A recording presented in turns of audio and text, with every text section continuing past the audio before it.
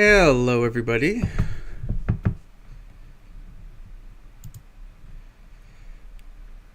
Yeah, so we had an eventful week. Um, part of the part of the purpose for this stream is I really don't want to get too defensive about anything, but there was some reaction to my last video I did on slavery in the Bible, specifically regarding the question of does the Bible condone, or does the Bible basically does the Bible condone slavery? That was the basic premise, and so basically I gave in my last video I gave a critique on Dan, who is he is a scholar. He does work in the field of biblical studies, and I've seen some of his stuff, and a lot of his stuff he's really good on. I do critique, though, his view on slavery in the Bible, and his view that it absolutely condones slavery, and he kind of gives the argument in his videos that, and I've seen more than one of them, but in his videos he pretty much gives the argument that, like, there's no other way to look at this, and that's really not true. This is hotly debated in scholarship, but it is becoming more and more of a thing. Now, I just want to say something regarding the comments. At the end of my video, I asked people, if you disagree with me, that's fine, but make an argument. And to be honest, I was a little disappointed with what happened. However, there was 2 or 3 comments that were clearly well thought out, and they presented actual arguments against, and there was a clear logic to the arguments that were made, and the challenges that was made to me. And I was actually really appreciative of those comments. Now, unfortunately, one of the other things that happened is 90% of the comments that were made on the video were just insults. And here's the problem with insults, you guys. Insults are not an argument. In fact, usually people throw insults when they have no argument. And so the problem is, if you just say things like you're stupid, if you say things like you need to read the Bible more carefully, even you need to read the Bible more carefully isn't an insult, but it's also not an argument, right? Like if I'm not reading the Bible clearly, or if I'm not reading it carefully, show me how, give me an argument. And the problem is, there was over 60 comments, and all of them were negative, which is fine. I'm fine with that. That doesn't bother me much. But then people started going over to my X account, and then I started getting trolls harassing me on my X account. And here's the problem, guys. That doesn't help you. Online bullying people, harassment, it doesn't help your side. If you want to help your side, give an argument. Actually show me how I'm wrong, and actually have logic. Show me the premise, show me why I'm wrong. And now, another thing that I thought was really interesting, one thing that kept coming up over and over and over again, was that nothing that I had to say was based in any scholarship whatsoever. And in fact, I had a couple people actually saying that I should take down the video because nothing I said was agreed upon in any form of scholarship whatsoever. So, and here's the olive branch, you guys. what I decided is because there were so many comments that were negative. You almost had me, by the way. Like, you guys, you came this close, like after like the first 10 or 20, like I was kind of laughing to myself, because like it was just like insult after insult, like you're stupid, you're slimy, like you don't have an argument. But I just kind of laughed about it because it was like, well, you can insult me, but that's not proving me wrong. But then, like after a day and like all the comments were negative, I started thinking to myself, well, maybe they're right. Right? Like, is it possible that nothing I said is based in any scholarship whatsoever? And so you almost had me. Like, you almost had me. But then I went back and I reevaluated the video. I watched the video through a couple times and I went over my arguments. And so here's the olive branch. 90% of what I said is backed up by biblical scholars and historians. But I did notice there was one thing I said in regards to Leviticus 25, which is the passage on the year of Jubilee. And I reevaluated what I said in there.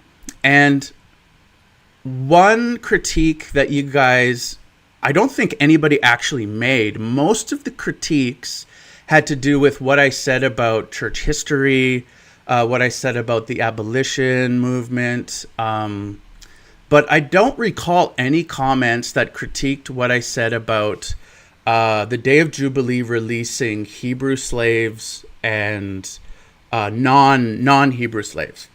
And so I reevaluated that. And what I said, I did say it too strong. And part of it was because I was coming in a little hot at that point, and I'll just be totally honest about that. And so what I did, here's the olive branch that I extended. What I stated was a little bit too strong in regards when I said every slave was set free. So there is some debate about that. And the stronger argument is that the foreign slaves were not set free, but only the Hebrew slaves were set free.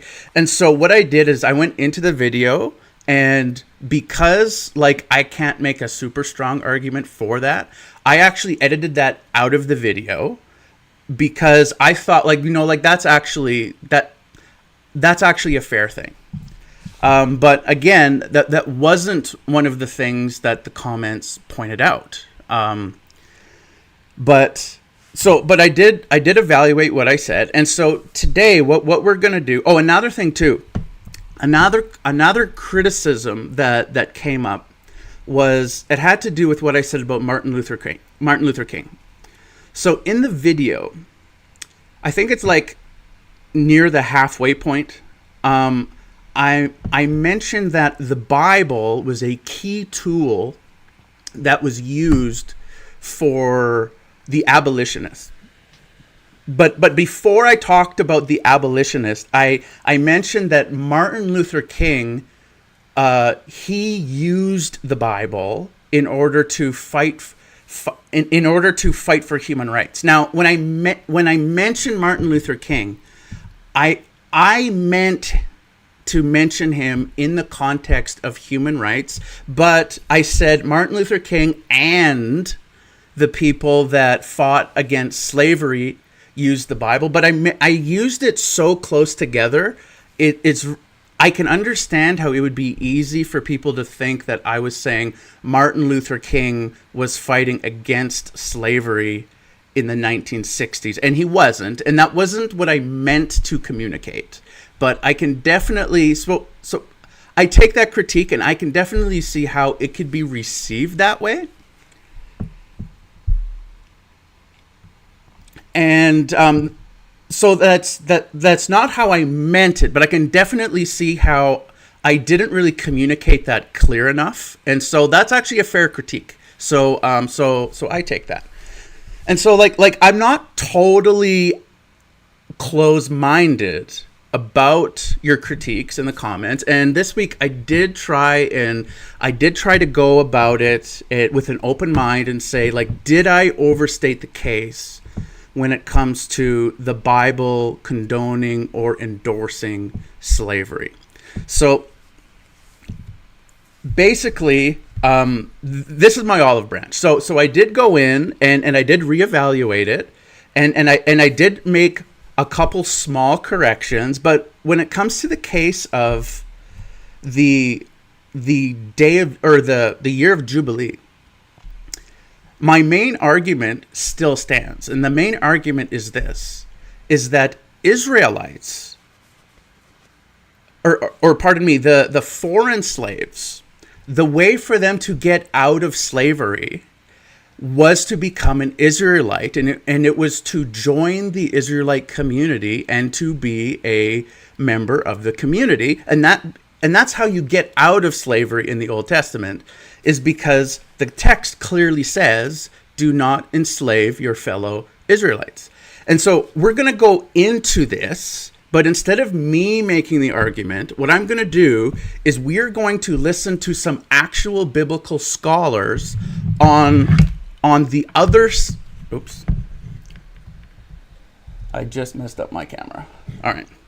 So we're going to listen to some biblical scholars on the other side of your argument. Now, what I think might have happened... Now, I was really surprised at the amount of negative comments that came my way, because like when I went to seminary and I'm learning from professors, like one person was so strong in their comments, they actually said, like the pastor, he probably went to some, like non-accredited evangelical seminary.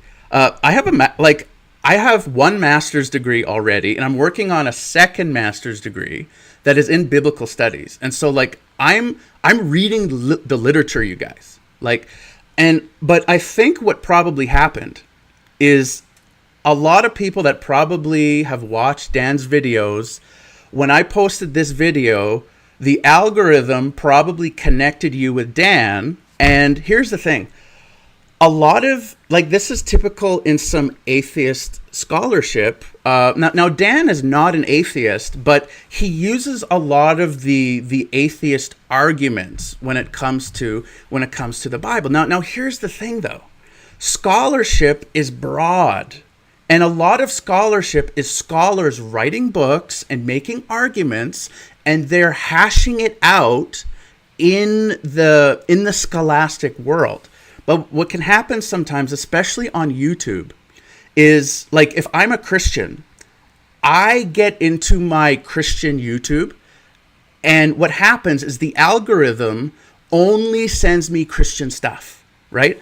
And so what happens is online, because algorithms are a thing, we can get stuck in our silos and we only get sent stuff that we're going to agree with, right? Like we see this with politics all the time. What happens is conservative people only get sent clips of conservative content. And the same thing with liberal people, they only get sent clips to liberal content. And so I think what happened is a lot of you guys, you're just not familiar with scholarship from the other side of the argument. And so what I'm going to do is we're going to play some content of interviews of biblical scholars actually talking about the book of Exodus, talking about the book of Leviticus, and the role that the Bible had in the elimination of slavery in the West.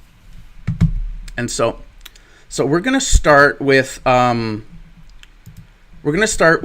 biblical scholar. Her name is Carmen Imes, and she actually did her dissertation on in the book of Exodus. She actually wrote her doctoral dissertation on the Ten Commandments. And so she is an Exodus scholar.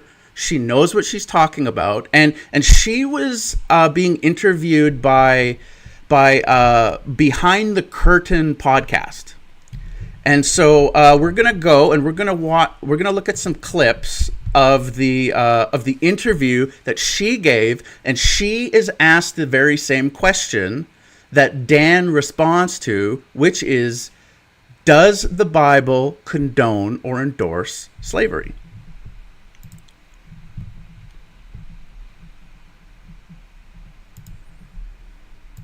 I guess I'll jump into some of these questions that we had for you. Sure. So you kind of mentioned it already, but does the Bible really condone slavery? And wasn't it used kind of as a proof text for slavery? So, yes, the Bible has been used as a proof text to support slavery, but I would say that was a misuse of the Bible. And I think virtually all, people in ministry today would say that that's a misuse of the Bible. The Bible's not encouraging slavery. However, there are detractors online, particularly those who are deeply skeptical of Scripture, who say, no, look, here it is, condoning slavery.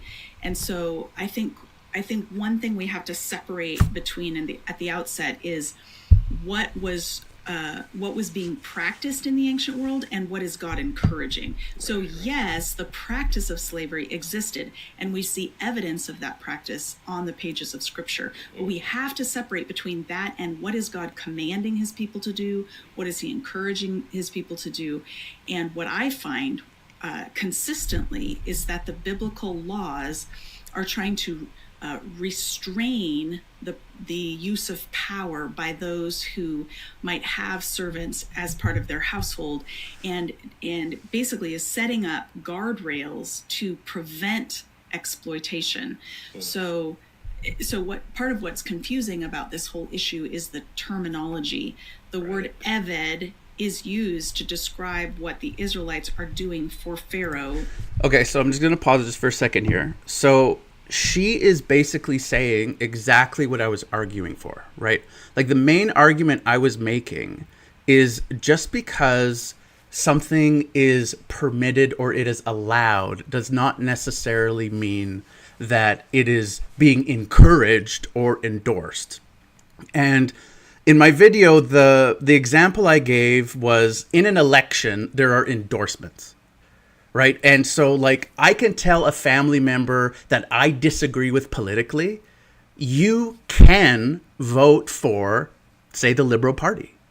But I'm not endorsing my family member. Like, I'm not endorsing the party. Like, I don't think them voting for the party I disagree with is going to be good for the country. Right. But I'm allowing it. Like, I'm not going to fight with you if you come to a different conclusion than I do. So what she's saying, what the Bible is doing, particularly in the Old Testament, the Bible is not endorsing slavery. What it's doing is it is limiting the damage of slavery. And what we're actually going to find is in the Old Testament time before Torah, slaves had zero rights.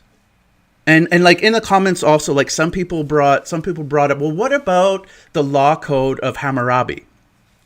And the problem is, the law code is similar in Hammurabi, but the problem is Hammurabi is way more interested in the rights of the slave owner than he is in the rights of the slave themselves. And an example of this is one of the law codes in Hammurabi is that if you blind a slave, you have to pay him a certain amount of money. And in the Bible, if you injure a slave, like if you knock out a tooth, in Hammurabi, if you knock out the tooth of a slave, you have to pay a certain amount of money to the slave in regards to the tooth.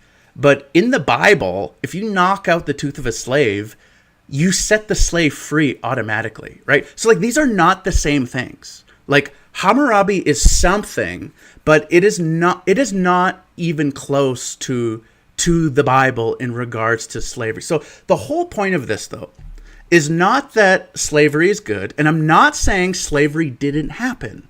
All I'm saying is the Bible is trying to limit the damage of slavery instead of just unleash it. And what do I mean by limit? I mean limit in the same way, like we have laws about smoking, right? We have laws like you cannot smoke in a public place. You have to be so many feet away, right? And we overcharge cigarettes because we know that it's going to cause damage. Like cigarettes can actually kill people. People can get lung cancer and die, right? But just because we have a law about cigarettes doesn't mean we condone or endorse smoking cigarettes. We actually, in our culture, we don't condone it because we don't want people to get cancer and die.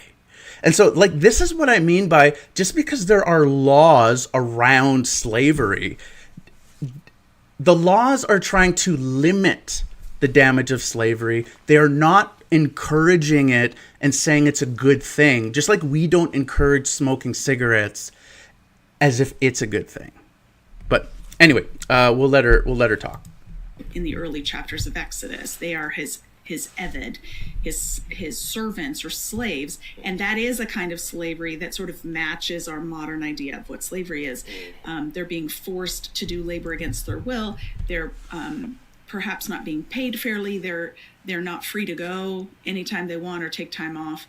Right. However, when that same word eved is used later in the covenant code to describe what Yahweh is, the practices Yahweh is regulating, we can't just say this is the same thing. In fact, I actually think the repetition of the word eved is meant to help us notice how different Yahweh is than Pharaoh. And, by setting it side by side, we're supposed to see, wow, this is a very different scenario than what the Israelites experienced in Egypt. But people kind of miss that parallel, and they just say, oh, look, God is in favor of slavery. That's really interesting. I've never thought about that. That almost like a comparison. Yes. Using the same term as comparison. Yes. That's really good. And we see this all throughout Exodus, where Yahweh is being held up as a very different kind of master than Pharaoh is. They go from serving Pharaoh to serving Yahweh. The entire nation is the Eved of Yahweh. So sure, the Bible promotes slavery. That is slavery to Yahweh, but it's a voluntary slavery. Like we enter into it voluntarily. Say, I want to become part of God's people. Right. So, what does the Bible really say about slavery? Like when it gets into some of the details. Like I know there's a lot of scripture that deals with the topic and uses that term. About treating your slaves a certain way and inheriting certain things and people. Maybe, I don't know. What do you think about that? Yeah, so I think that the Bible, so the first thing to say is that when we're reading the laws that describe what some people define as slavery, we're in what's called the mishpatim, which is the Hebrew word meaning case law or judgments. Like these are the judgments of. All right, so I just want to address one thing. So, Nick, so I did appreciate your comment that you gave. It was one of the few comments that I actually thought was actually well thought through, and so I actually appreciated that. But like when you say, I don't think you know what the word condone means, it's not just me. Like you need to understand, she is a scholar. She is currently writing a commentary on the book of Exodus. And she, as a scholar, just said the Bible does not condone slavery. And so like you saying, I don't understand the word, you're not actually attacking me. Okay, you're attacking me and actual people with PhDs. Okay, so like this is not a me thing. This is a active scholarship, people that are a lot smarter than me and a lot smarter than you. Okay, so like this is not a Chris thing. Like I didn't dream this stuff up one day because I had some bad pizza. Like this is actual scholarship. People with PhDs are writing books that are peer reviewed and they're passing.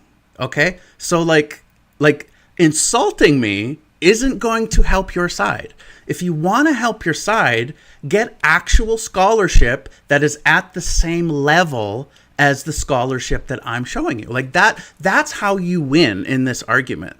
But like saying like I don't understand the word condone, I do, and she does as well. Okay, so I just wanted to point that out, because like you're just not helping your side by doing that.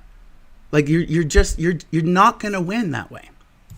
God on particular cases, we are always working in the realm of non-ideal situations. So here's a messy human situation, and here's how I want to prevent exploitation from occurring in this messy situation. So the scenario of servitude is being assumed, like this is the unfortunate situation someone is in. Here's how you are to treat someone when they're in that unfortunate situation. It's never saying go out and do this more often. Right. It's not encouraging them to go out and get more servants. So, and the other thing to say is that in addition to the fact that it's non-ideal to begin with, is that okay, so she said the laws have to do with situations that are not ideal. Right? Like this means the laws, again, like I said, they're restraining evil. They're not encouraging evil. Like that is the whole point to the laws. Just because you have laws about murder doesn't mean you're saying murder is a good thing, right? In the same way, like we have laws about tobacco, we're not saying tobacco is a good thing. Laws are given to restrain situations that are not ideal. Like that is the whole point. We can't just read one paragraph or one law or one like little section of laws and have the whole picture. We have to read the whole section. Exodus 20. Okay, and like this was my critique with Dan. What Dan did is, in order to answer a very broad question about a very broad like issue, like slavery is like a huge issue. And so to take, like literally, he took like 2 verses out of the book of Leviticus, and he says, because of these 2 verses, the Bible unequivocally and openly declares that slavery is a good thing. It endorses it, right? Like you can't read the Bible that way. Like you cannot read the Bible like 1 or 2 verses and say, well, clearly the entire Bible, which was his argument, he said the entire Bible endorses slavery, Old and New Testament. And that's just clearly not the case. And like she says, in order to understand a text, particularly if you're going to understand an ancient text, you actually have to exegete it. You actually have to understand what is the overall context of the verse, what is the overall context of the chapter, and then sometimes you need to know what is the overall context of the entire book. Because if you just take one sentence, it's really easy to make the Bible say something that you want it to say and not something that it's actually saying. And so like we have to do proper exegesis, and we can't leave things out. But like I said, we're going to get to that. 20 through 23, and take all of these laws together as a whole, because there are lots of laws that then rule out the possibility that what we're looking at, say in Exodus 21, is actual slavery. So because in other passages in the Mishpatim, there is a prohibition of stealing, a prohibition of kidnapping, a prohibition of, charging interest or taking advantage of the poor, taking advantage of widows or the fatherless. These are all things that are expressly prohibited. And they are told on a more positive note that if you, when you're gleaning your fields, don't glean to the edges of your field. Leave the grain along the edges for the poor, the foreigner, the widow, the fatherless. So there are already measures in place to prevent people from falling into extreme poverty. And if we take all that into consideration, and then circle back to Exodus 21, what seems clear to me is that the servitude that it's describing in the first 10 verses or so is a description of indentured servitude, not chattel slavery. And this indentured servitude is... Okay, so do you remember in Dan's video when he said it is absolutely chattel slavery? Dan is one voice in an ocean of scholarship. Okay, so now I'm not even saying she's right about this. All I'm saying is there are some very smart people with PhDs that disagree. And so, like, just because Dan said something doesn't mean he's right. Because I also noticed in some of the comments, like even in this live stream, which is fine. I encourage your comments. I encourage you to challenge me. I could be wrong, and I'm open-minded enough to understand that. But I've noticed some of the comments are saying things like, "Well, she works at a Christian university, and she has to give a statement of faith, and so that means she's biased." Yeah, but do you think Dan isn't biased? Like, here's the thing, and I really hate to break it to you guys. Everyone has a bias. Everyone does. I do, she does, Dan does. So does that mean that an atheist scholar should not be allowed to do work in biblical studies because they're an atheist? Like, because that's the only conclusion we can come to if we follow this logic.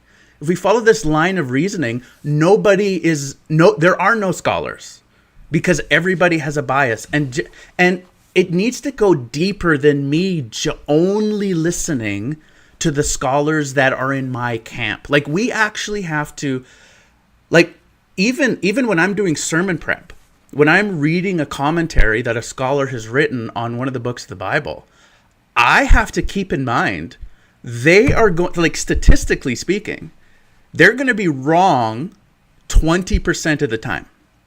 But the problem is they don't know which 20% it is. But what do you do when all the scholars are wrong 20% of the time and they're right 80% of the time? It's up to you to figure out which scholar you think is operating more in their bias. But the only way you can do that is if you listen to both sides of the argument. If you want to understand slavery in the Bible, the key is not just to listen to a Mormon theologian or a Mormon biblical scholar.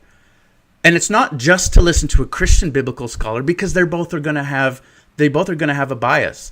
The key is you have to listen to the whole argument, and then you have to weigh it, and then you have to make a decision. But the problem is, if atheists only listen to atheists, and if Christians only listen to Christians, and if Jews only listen to Jews, we are never going to know the truth.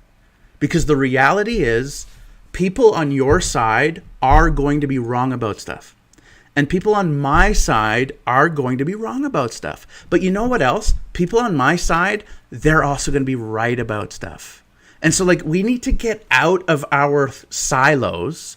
We need to actually get into the world and be able to participate in a society without slandering and lying and calling each other names. Like, that's just not going to work.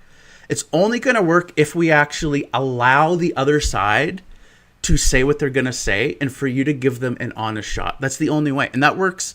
And that's just as much for me as it is for anybody else. That's just the way it is. Voluntary, and it's limited. It has a limited time period in which you can practice it. This is not somebody selling somebody else as a slave.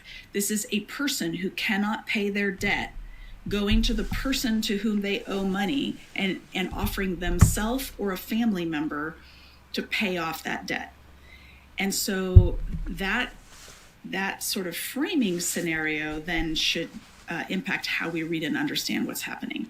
Would that be the equivalent of like the New Testament's bondservant? Probably. Now, I'm not a New Testament scholar per se, and I haven't done a deep dive on slavery in the New Testament, but that is actually an entirely different situation, because in the Old Testament, we're talking about Yahweh setting up his nation, the nation of Israel, and starting them off with the right parameters within which people can flourish. So there are non-ideal situations within that scenario, like someone who falls into extreme poverty, and here's how you can help them out of that poverty. So it could include a kind of servitude, but the situation in the first century is totally different because you've got a Roman Empire, Roman overlords, Caesar who's running things. You have a very stratified class society where there is a class of slaves, and so the New Testament authors are not setting up an ideal nation. In the New Testament, they are rather helping Christians to know how to live in an empire that is not set up to provide for human flourishing. So here's how you are to respond. So here's how a master should treat a slave. Here's how a slave should respond to a master. So it doesn't have the authority to outlaw slavery because it's not being given as this like setup of a nation, right? It's not civil law. It's here's how believers should work in a non-ideal empire. So kind of like how to navigate a hostile environment. Yes. And I would say what Paul says and what Peter says to those who find themselves in this situation so undermines the hierarchy of slavery by making a master and slave the equivalent of siblings, equal, which completely undermines all of the exploitative nature of the slave system. So although Paul doesn't have the authority to abolish slavery in the Roman Empire, he teaches Christians to live in such a way that it loses its power. Very cool. Okay, so now this is another thing that I tried to point out in my video, but maybe I wasn't clear enough about this. So like one of the things that happens in the New Testament, the Apostle Paul in his letters, he's writing to churches. And one of his favorite greetings that he gives for churches, he calls them brothers and sisters. It's actually the Greek word adelphoi. It can be translated brothers or brethren, that type of thing. So here's the thing though, you guys. When he's writing these letters are read publicly in the worship gathering. And in the worship gathering, there are slaves in the church. And now here's the problem. Paul, when he talks to the church, he's calling slaves and masters brothers. Like Paul tends to use familial language. He uses family, right? Like sometimes he actually calls people his children, like he does in the book of Philemon, where he calls Philemon's slave, he calls him his son. That's the language that Paul actually uses. He says, he's my son, and I'm sending my very heart to you, right? And so, like, the Apostle Paul, why doesn't he just order everybody to let their slaves go? Well, he can't, because if he does, if the Christians start in the society, if they start encouraging slaves to just go free, the Romans are going to bring the hammer down and they're going to slaughter every single Christian. And they're already being persecuted. So what Paul is doing, he's trying to navigate, okay, with Christianity, we're this new faith in the Roman Empire of pagans that already hate us. We need to keep our heads down. And so what's the best way to navigate this issue of slavery when the government already wants to kill you? And the entire empire is literally built on the backs of slaves. So what do? Are you going to tell people to release their slaves and then you watch children get killed by the Romans? You watch your best friend, your elderly, get killed by the Romans? What are you going to do about this? Right? So what Paul does is he makes the slaves part of the family. And he actually writes in his letters, in the church, in the faith, there is no slave or free. Like Paul literally says these words. He says, in the worship service, there is no distinction between male and female. Men are not better than women in the worship service. And masters are not better than slaves in the worship service. So what is he doing? He's making it impossible to be able to worship with a slave and not set them free. This is actually what Paul is doing. And that is clearly what is going on in the book of Philemon. He actually tells Philemon, as an apostle, I could just demand I could just make a demand, and I'm bold enough to do it. But what does he do? He gives him the honor of actually making the right decision for himself. That's what Paul does. Which is exactly what Dr. Imes is saying. What Paul is doing, he's playing the long game. He's not playing the short game, you guys. He's playing the long game because he knows eventually Christianity is going to grow, and eventually we're going to get to the place where we're making the laws and we can just outlaw slavery. But he's living in a time when they can't do that yet. It kind of makes me think, Ryan, you might have a better articulation on this idea that I'm having, but it kind of makes me think like the sacrificial systems of the Old Testament. Like, it wasn't necessarily a God-ordained thing, maybe. It was something that everyone was doing. All pagan religions had their form of sacrifice, but God had his distinct, okay, here's what we do. Yeah. And it kind of makes me think of like the difference between like a prescriptive and descriptive texts. God is saying, hey, this stuff is going on, but inside of that, here's how we're going to do it. Yes. That's kind of what Dr. Ron Johnson said in one of the times he was on with us, was that some of the language in Leviticus is the Lord will say, when you do blank, not I'm commanding you to go and do this. And it kind of had that implication that like people may have already been doing things, and Moses made this outline like, okay, well, now that we are our own established community, here's how we're going to do it. But I'm glad that you brought that up, because I've wondered a lot of times, is that part of the reason the laws about slavery in Exodus, Leviticus, Deuteronomy, if that's part of the way that they're written, because wouldn't there be people living among the Israelites that were not ethnically Jewish? Yeah, so there are people, so the people who leave Egypt were told in, I believe, Exodus 12:38, that a mixed multitude left Egypt with the Hebrews.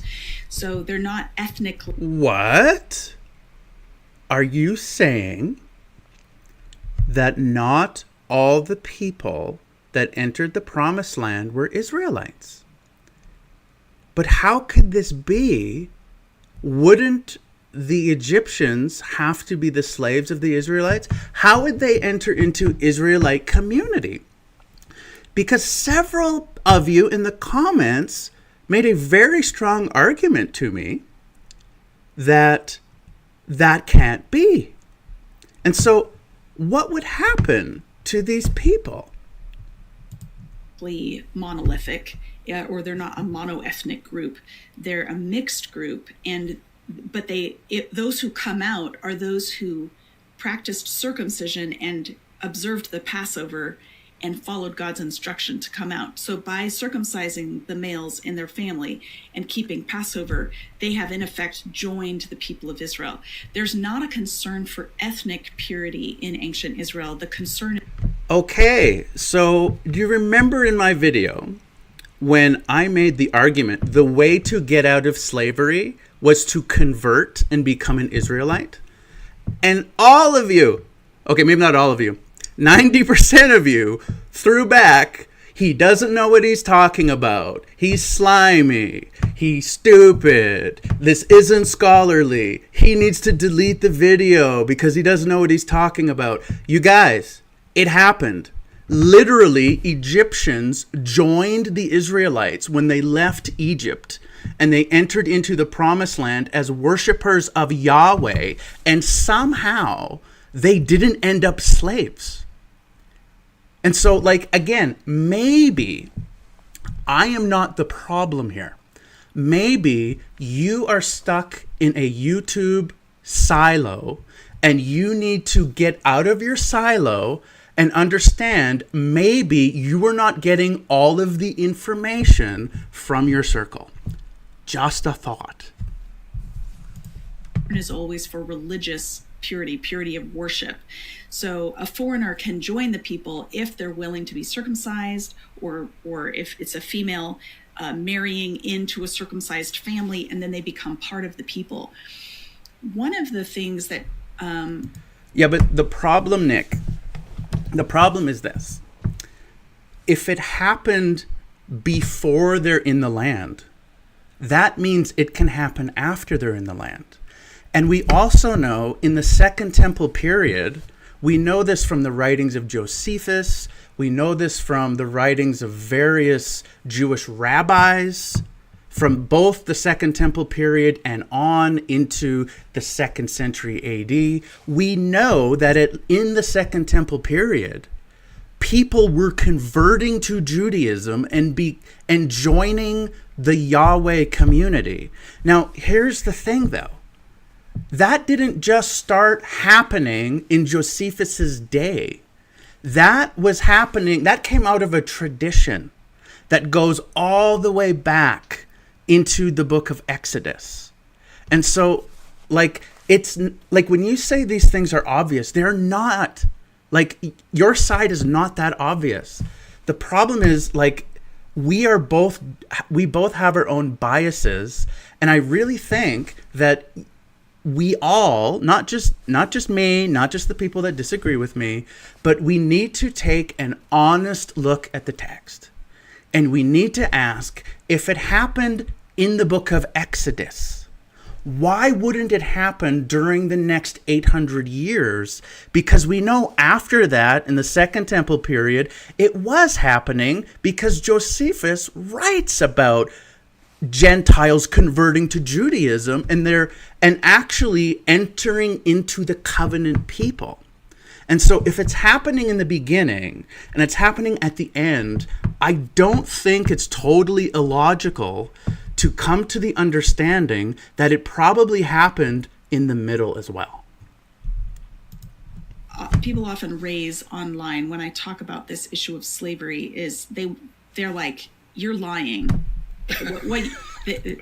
I can identify Dr. Imes. That's exactly what was said to me. You're lying. You're stupid. You don't know what you're talking about. I get this a lot. You're lying. You should try reading the Bible. Oh yeah. That's exactly what you said to me. You need to read the Bible more carefully. You guys, if it gets said to scholars, I don't feel so bad. Or you're a woman. You're a woman. You shouldn't be teaching. Oh, there's that too. Well, that too. But those who don't mind that I'm teaching then say you haven't read Leviticus 25. Lord so I should mercy. Just mention it is different than Exodus 21 because Exodus 21 limits the length of service for a male to 6 years, and then in the 7th he is to go free. Then it says the same rule does not apply to women, which on first glance looks very derogatory towards women. Okay, so this got brought up in the comments as well. So somebody accused me of ignoring this part. Now, I specifically mentioned in the video, my video was over an hour long. I cannot mention every single verse in the Bible and it not be like a 6-hour video. And if I make a 6-hour video, nobody's going to watch that, right? But you just let slide what Dan did, okay? I mentioned as much as I could within an hour-long video. Dan mentions 3 verses, and you just let it slide, right? I go into Exodus 22, Exodus 21, I go into Leviticus 25, and then I miss a couple verses, and then your critique is, oh, you're leaving stuff out. Well, I can't talk about everything in one video, but what we're going to do, she is going to explain to you that maybe the cultural context doesn't come across as evil as you think it is. So let's take a look and let's see what she has to say about this. Why can't women go free? And my answer to that is it's clear from this paragraph in Exodus 21, verses 7 through 11, that the woman is not just coming into the household to do the laundry. or to make bread, she's coming in, she's marrying into the household. And if she's marrying into the household, you can't just put her out on the street after 6 years and expect her to go fend for herself. So marriage is a permanent institution in ancient Israel. If a woman is married off to a family, now the unfortunate way it comes across in English is if a man sells his daughter as a servant or as a slave. Right, and that sounds horrible. Right. But again, in that context, every father was responsible for the security of his daughters. He was supposed to arrange for a marriage for her. And every marriage involved the transfer of wealth between these two families. So there's always money involved in marriage. In this case, the difference is that the father is so impoverished that he cannot provide a dowry to go with his daughter. And so the money's only going one direction. And so the text calls that selling.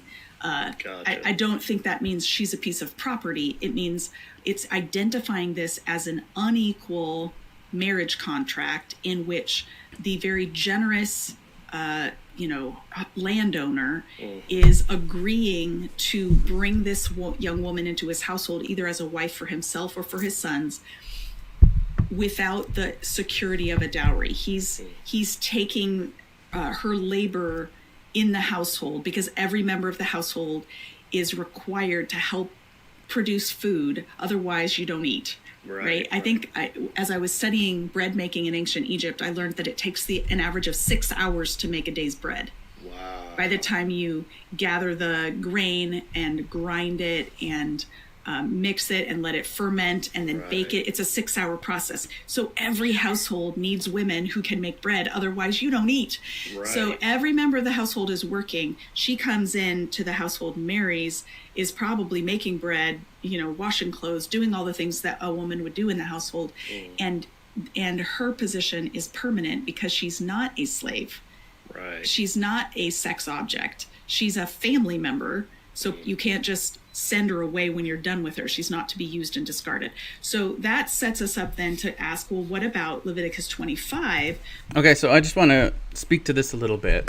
So one thing that we don't understand in our culture, in our modern culture, is that when we look back at the Bible, we look at the law of Moses and we think like that was so oppressive. Like the law makes women property, right? So here's the problem. In the Bronze Age, this is actually a step forward. And the reason, how can it be a step forward that the Old Testament law made women property? We see property has value. And the problem is, before the law, women had no value. You could sexually assault a woman, murder a woman, and it didn't matter because they have no value. If you go far enough back, that's the way it is. God, in the law, making women property, was giving them value. And it actually discourages people from abuses, right? And now the problem is, from our mindset, we have been discipled by our moral system. But the problem is, you guys, your morals is the fruit of Christianity. Have you ever thought that maybe the reason you think slavery is detestable and your ancestors didn't? Did you ever think that maybe it's because you have been discipled by Christianity and you have inherited Christian values, and that's why you think it's detestable? Now, we're going to talk more about this later because Tom Holland, who is a historian that is not a Christian, he's an agnostic, he's going to make this argument later. He's actually going to argue that all of our morals come from Jesus of Nazareth and his apostles, the teaching of his apostles. But I'm going to let her begin what she's going to say about Leviticus chapter 25. Which seems to suggest that it's fine to have foreign slaves, you just can't have Israelite slaves. That was a big So the scenario here is that once they get into the land of Canaan, the entire land is designated for the 12 tribes of Israel. All the land is divvied up.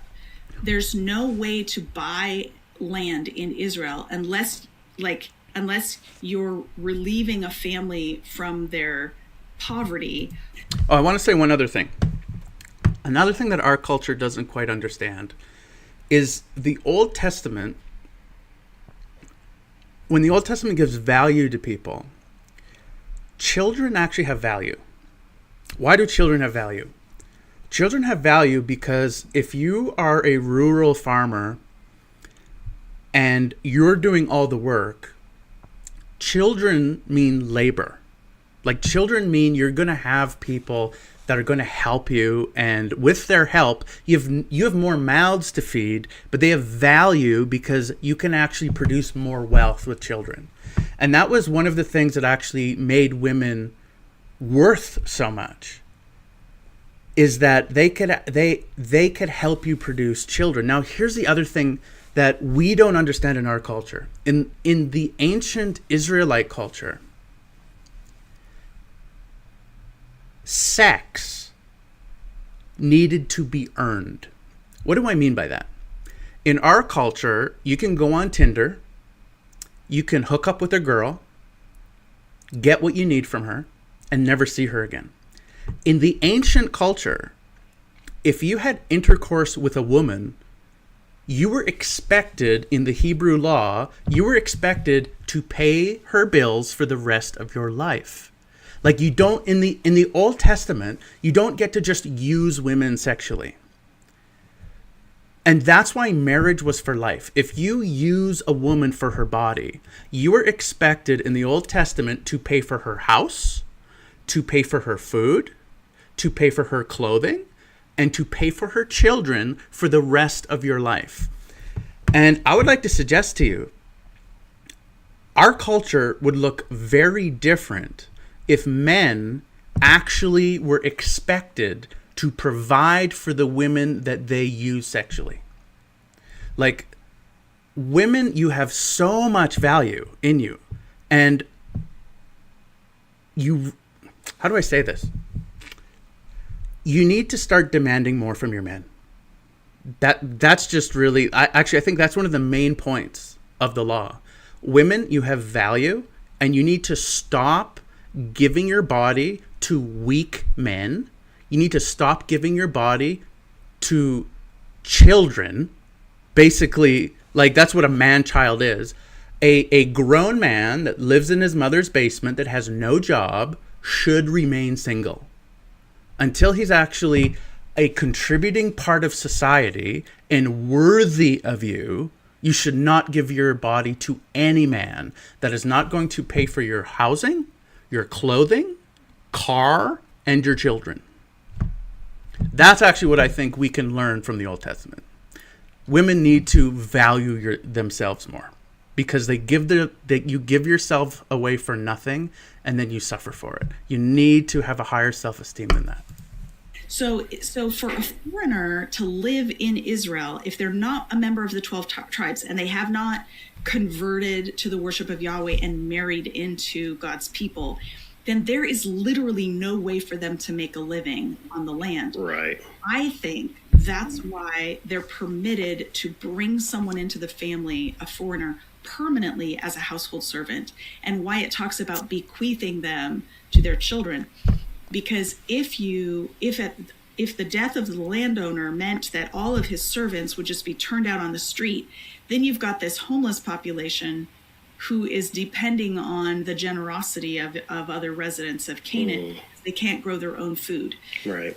So that's why they can become the only way to stay in the land of Israel is to be permanently attached to one of the 12 tribes in some way. Now that vision gets revised in the book of Ezekiel. When Ezekiel has his temple vision, and he talks about a holy temple that will be rebuilt, and the redistribution of the land, some of the land is distributed to foreigners. So this no foreigners season is actually temporary. It's long term, but temporary. And eventually foreigners will have a place in the land of Israel. But I believe that's why we see a different scenario with them. It's I think it can be read as a humanitarian protection. It's that you're preventing somebody from becoming destitute. Now, no. Okay, so what she says about Ezekiel is that you see a progression. You have the law, and the system is set up in the law. But once you get into the prophets, God starts giving these anti-slavery statements.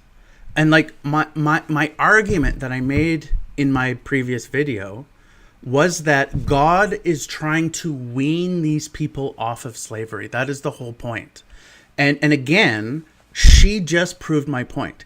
If you continue reading in the Bible, you actually see, like, this is what God is trying to do. He's trying to wean the people off of slavery. So why isn't slavery gone in the New Testament?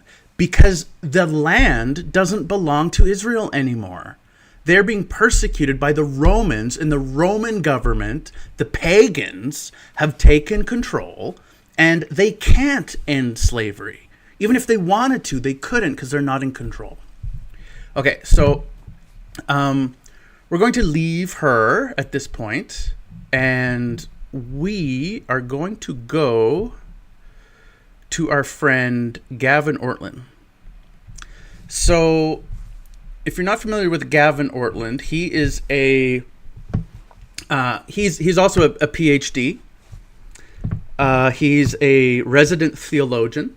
And he's a guest lecturer. He guest lectures at a couple seminaries, couple universities, that type of thing.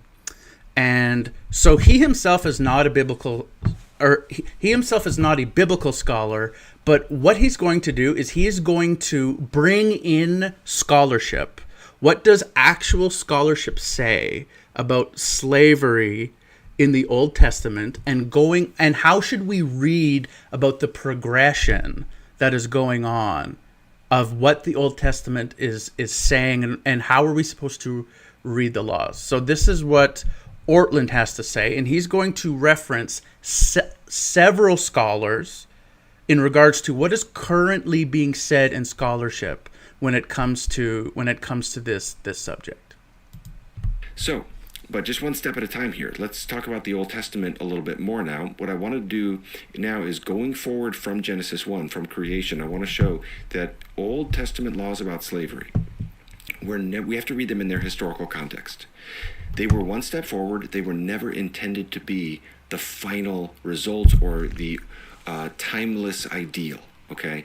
They were never the ideal. So this third point here is where I want to review some principles of biblical interpretation. This is so important before we dive into the specifics. This will be brief, though. But basically, you hear people make this mistake all the time of thinking that to have a high view of Scripture means you apply verses to just indiscriminately, right? So people will pull out a random verse in Leviticus about shellfish or something like this, and they'll say, you don't follow this verse, as though that were a problem. But this is assuming that the Old Testament law was sort of given for everybody at all time, and it wasn't. The Old Testament law was given for Israel at a particular time in history, and it had a kind of built-in obsolescence. Jeremiah 31 talks about a new covenant coming. There's an awareness. This isn't the end of the story. So not only is it just given to this nation, but it's not given forever and ever just to be applied timelessly. And if you get into the specific Old Testament laws and you try to get into the historical context, you see how we need to be careful in interpreting these. For example, a lot of Old Testament laws are casuistic or case laws. So this basically means they're addressing a specific situation that arises. In a lot of cases, something will happen. The judges or other leaders will deliberate and arrive upon a verdict, and then this will establish precedent for future cases like that, and eventually this becomes enshrined in law. And so what's happening here is a certain behavior is being regulated. It's not necessarily being instituted or approved of. Now, I'm not saying this applies for all. Okay, so it's being regulated, which means it's not condoned. It is like my smoking analogy. It's not condoned behavior. It's being regulated. It is trying to limit the damage that it's doing. All the challenging texts. We'll work through those in a second. But I'm trying to alert us to this as a category because sometimes this comes up. I'll put up just an obvious example from Exodus 22, where you can see, a lot of these case laws you'll find because they start with the word if or when. And obviously, the thing in question is not being approved of by the law here. It's not saying like there's case laws about stealing, and it's not saying stealing is good. A modern day example would be like laws about gambling in our nation. And if someone was studying our culture from 1,000 years in the future, they shouldn't conclude that we all think gambling is a good thing. There's such a thing as permissive law, or laws that are regulating something that's already in existence. And so a lot of these, people will miss this, and they'll quote from Deuteronomy 21 and say, God is approving of polygamy here. Or they'll quote from... Where have we heard this before? If God had laws about polygamy, does that mean he approved of polygamy? What a question. Exodus 21, and they'll say God is approving of selling your daughter as a slave here. Now, there's other things we can also say about both those passages, but that already is a problem, because it's not recognizing this is given to address a specific situation that has arisen. Furthermore, there are also these elements of what I'm going to use. I thought carefully about what words to use here. I'm going to use the words incrementalism and accommodation in the Old Testament law. So incrementalism means basically you make improvements step by step, gradually, rather than all at once. Don't be too despising of incrementalism, because that's the way a lot of things actually get improved. Accommodation means God communicates with language and categories that people can understand at that time.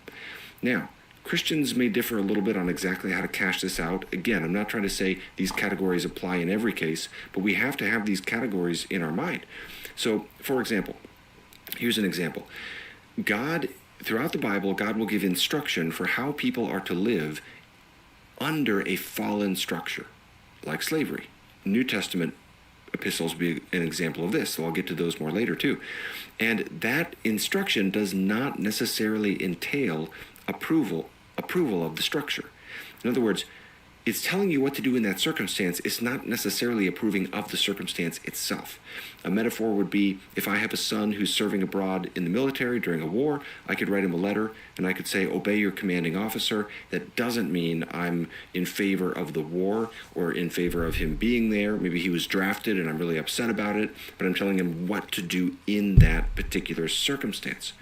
And I know this makes some Christians nervous talking about this, so let me give an example from the teaching of Christ, where he's confronted about divorce, and the Pharisees are coming to him, testing him from Deuteronomy 24, and there was a lot of actually lax divorce, kind of no-fault divorce, we might call it today, in the Jewish world at the time of Christ. There were debates, the rabbis debate about and there's different schools of thought, but Christ responds to this by pointing out that law was never intended for all people at all time. He says Moses gave that because of the hardness of heart. It had a specific context, and he then says, go back to the creation. From the beginning, it was not so. So he's interpreting that law in the broader context of creation. Okay, so what he's saying here, like in my video, when I made the argument that when God makes certain laws, he actually intends on weaning people off of things. Slavery is one of those things. But another thing that he intends on weaning people off is the sacrificial system. Because the sacrificial system is done away with. And God wants to do away with it. And again, like when you read about things like sacrifices and things like the kings, like there are certain points in the Old Testament where God doesn't want these things, but he allows for it. And Jesus, in the New Testament, he literally says this happens. And his example of this is divorce. He literally says, Moses gave you that law because he knew you had hard hearts and you were going to mistreat women. And so he gave you that law, but that's not the ideal. The ideal is for men not to have hard hearts, for them not to be stubborn, and for them to love their wives. That is the ideal. The ideal marriage is one man, one woman, in relationship for their entire life. That is the ideal marriage according to the Bible. And so, like, again, like when I'm making these arguments, people, I'm not just making stuff up. Like, I'm not just going to the text and just saying things like I'm the first person that thought this stuff up. Like, this is all through scholarship. Like, and this is all through the scripture itself. And the ultimate heart of God. And that's not Christ being, this is not being relativistic with the scripture or something like that. It's making a simple point. The scripture comes in a historical context, and not all of the laws at one time are timeless ideals for every other time. So we have to be aware of that. So hopefully that's clear. Okay, now let's dive in. Fourth section of the video. The Old Testament made significant improvements upon slavery in the ancient Near East. And I'm actually going to call it generally servanthood. I'm not saying we can never use the word slave. This gets really complicated. How do you even translate the, in English we have slave, servant, bondservant in different translations. This really helpful lecture by Peter Williams goes into this, and he basically, he gets in, I'll link to it as well. He gets into the lexical issues of and how much the translations have changed over the years toward the beginning of his lecture. It's really helpful. But the important thing to note is just how much variation there is in how slavery has functioned or servanthood has functioned throughout different cultures. And so the vocabulary becomes really important here. When we hear the word slavery, we often think of what we've seen in our context. For me, as someone in the United States, we think of the transatlantic slave trade from the 15th to the 19th centuries. We think of slavery in the American South prior to the Civil War, and that's what comes into our mind because that's what we know of. And this is one of the most despicable forms of slavery to ever exist. In its scale, in its brutality, and in its nature. It was race-based chattel slavery. So chattel slavery means the slave is the legal property of the master. And it was explicitly race-based. The way people defended it was by arguing that one race is superior to another. So this is a particularly egregious form of slavery, though I'm going to say all slavery is bad. All slavery reflects the fact that we're in a fallen world, but this is like one of the worst forms ever.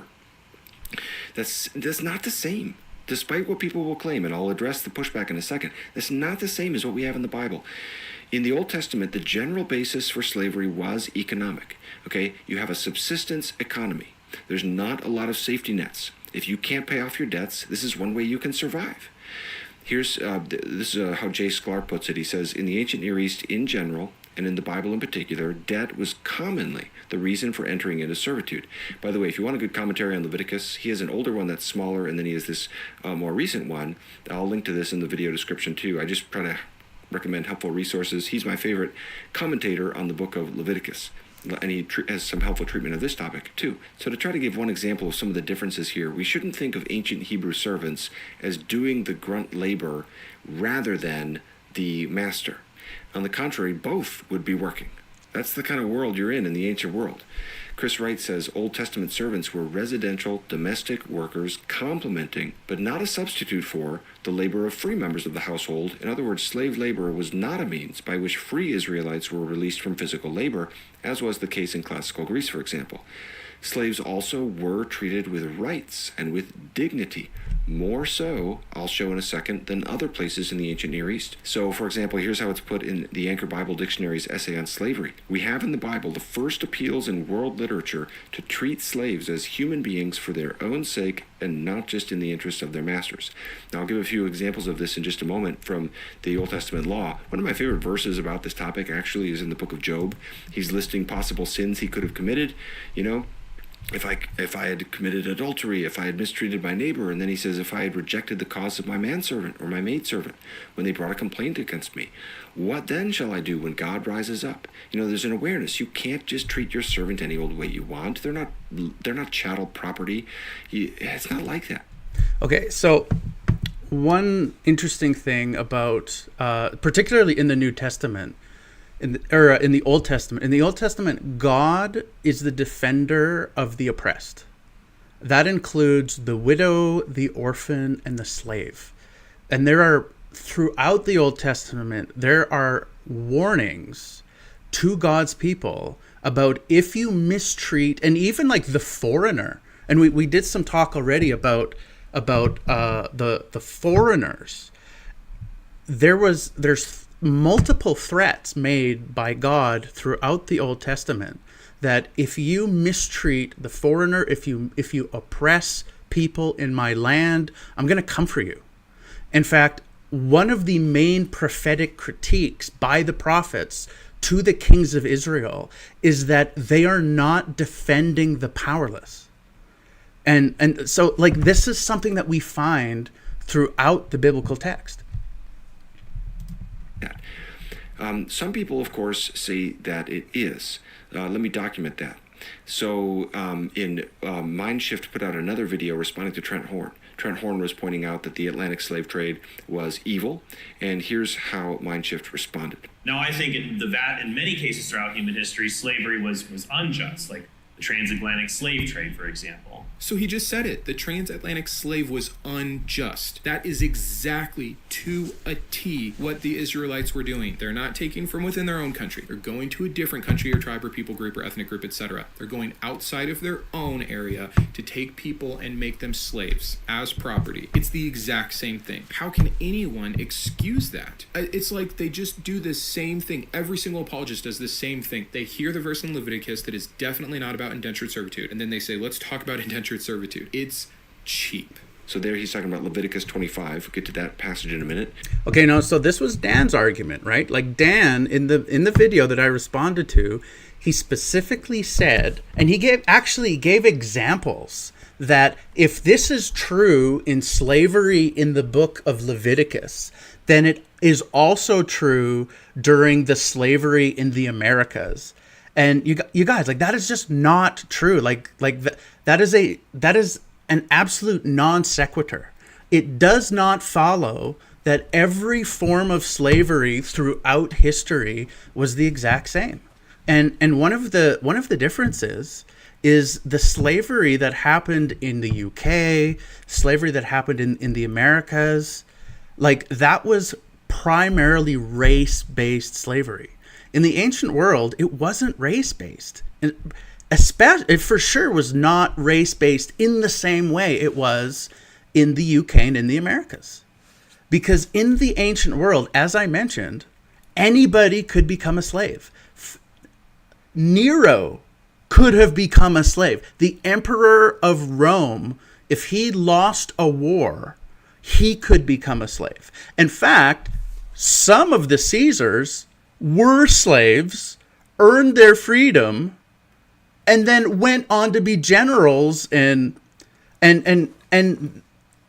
so anyway, like, all I'm trying to say here is the idea that slavery in getting close to the second millennium is not the same as all slavery throughout time. And to make that argument, you can't. Like, that is a weak argument, and it does not follow. It is a non sequitur. And to make arguments like that is just weak. Like, don't make weak arguments, guys. Like, if you want to, and again, like, I encourage you to press me. I encourage you to challenge me. But again, like, insulting people, that's not, like, that is not a challenge, and you're not helping your side. Alex O'Connor says the same thing. He says basically biblical slavery deserves the same condemnation as American slavery. The regulations of slavery in the Bible are exactly what you'd expect from a book that refers to these slaves as property. They're awful, indefensible, superstitious idiocy that deserve the same historical condemnation as the legalities surrounding the slave trade in the USA. And this is still only in reference to Hebrew slaves. Elsewhere in the Bible, we see what's condoned when enslaving people from foreign nations. Now, one of the things you see already coming up here is this distinction between Hebrew servants and foreign servants. We'll talk about that in just a second with Leviticus 25.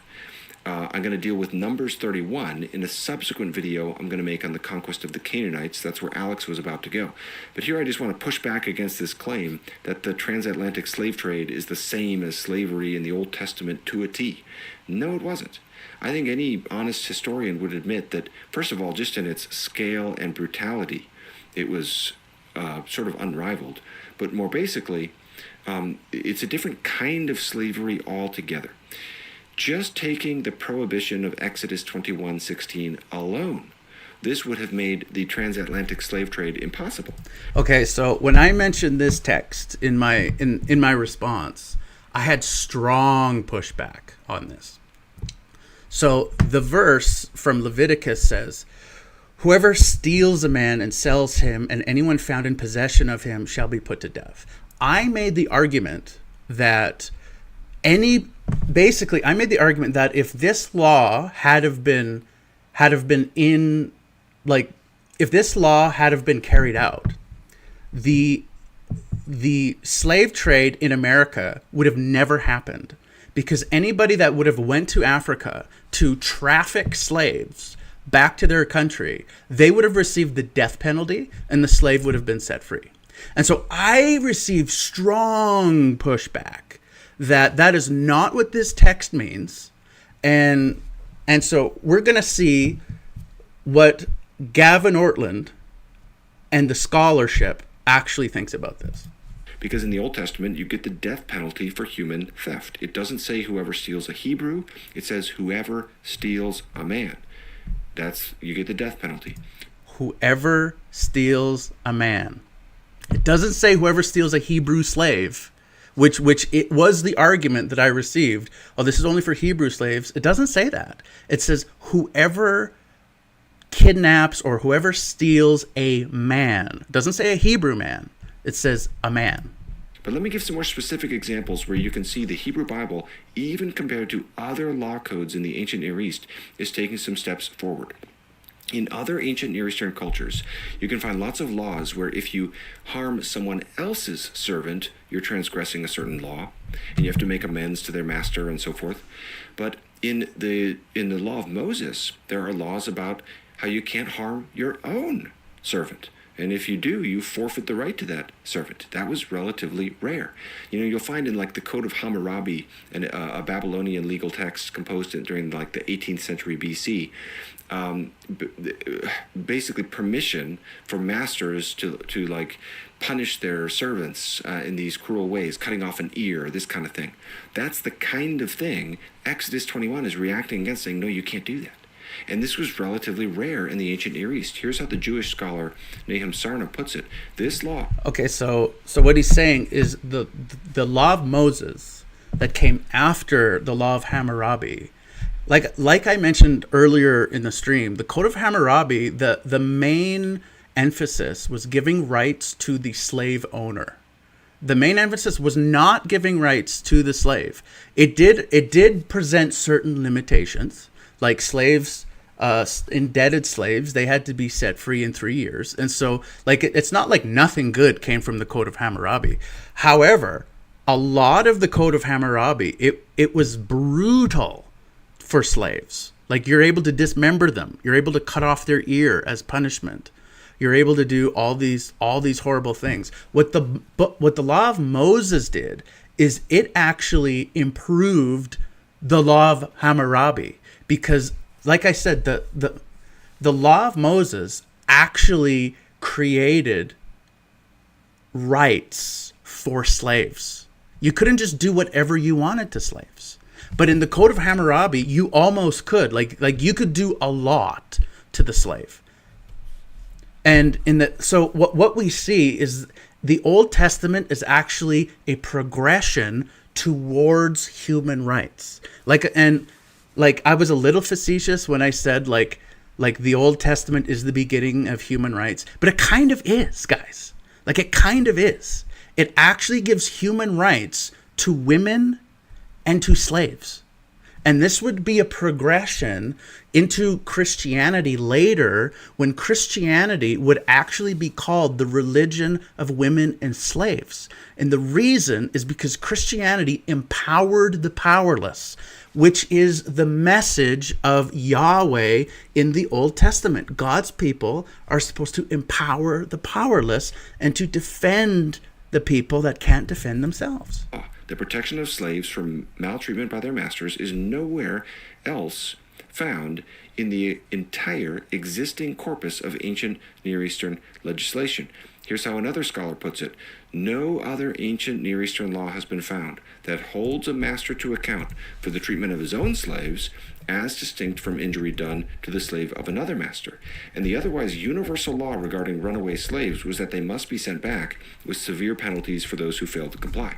So that latter part of the quote there, Chris Wright is talking about Deuteronomy 23 and the law that was given to Israel that basically foreign runaway slaves are not to be sent back. Most of the other places, the law is the opposite. You're in trouble if you don't send them back, if you harbor the slave. Deuteronomy 23 says, no, don't send them back. And then at the last sentence I like there, you shall not wrong him. And this does appear to be talking about foreign slaves.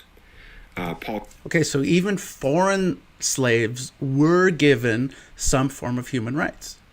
So it wasn't just for the Hebrew slave, but it was like I said, what this is this is a progression toward something better.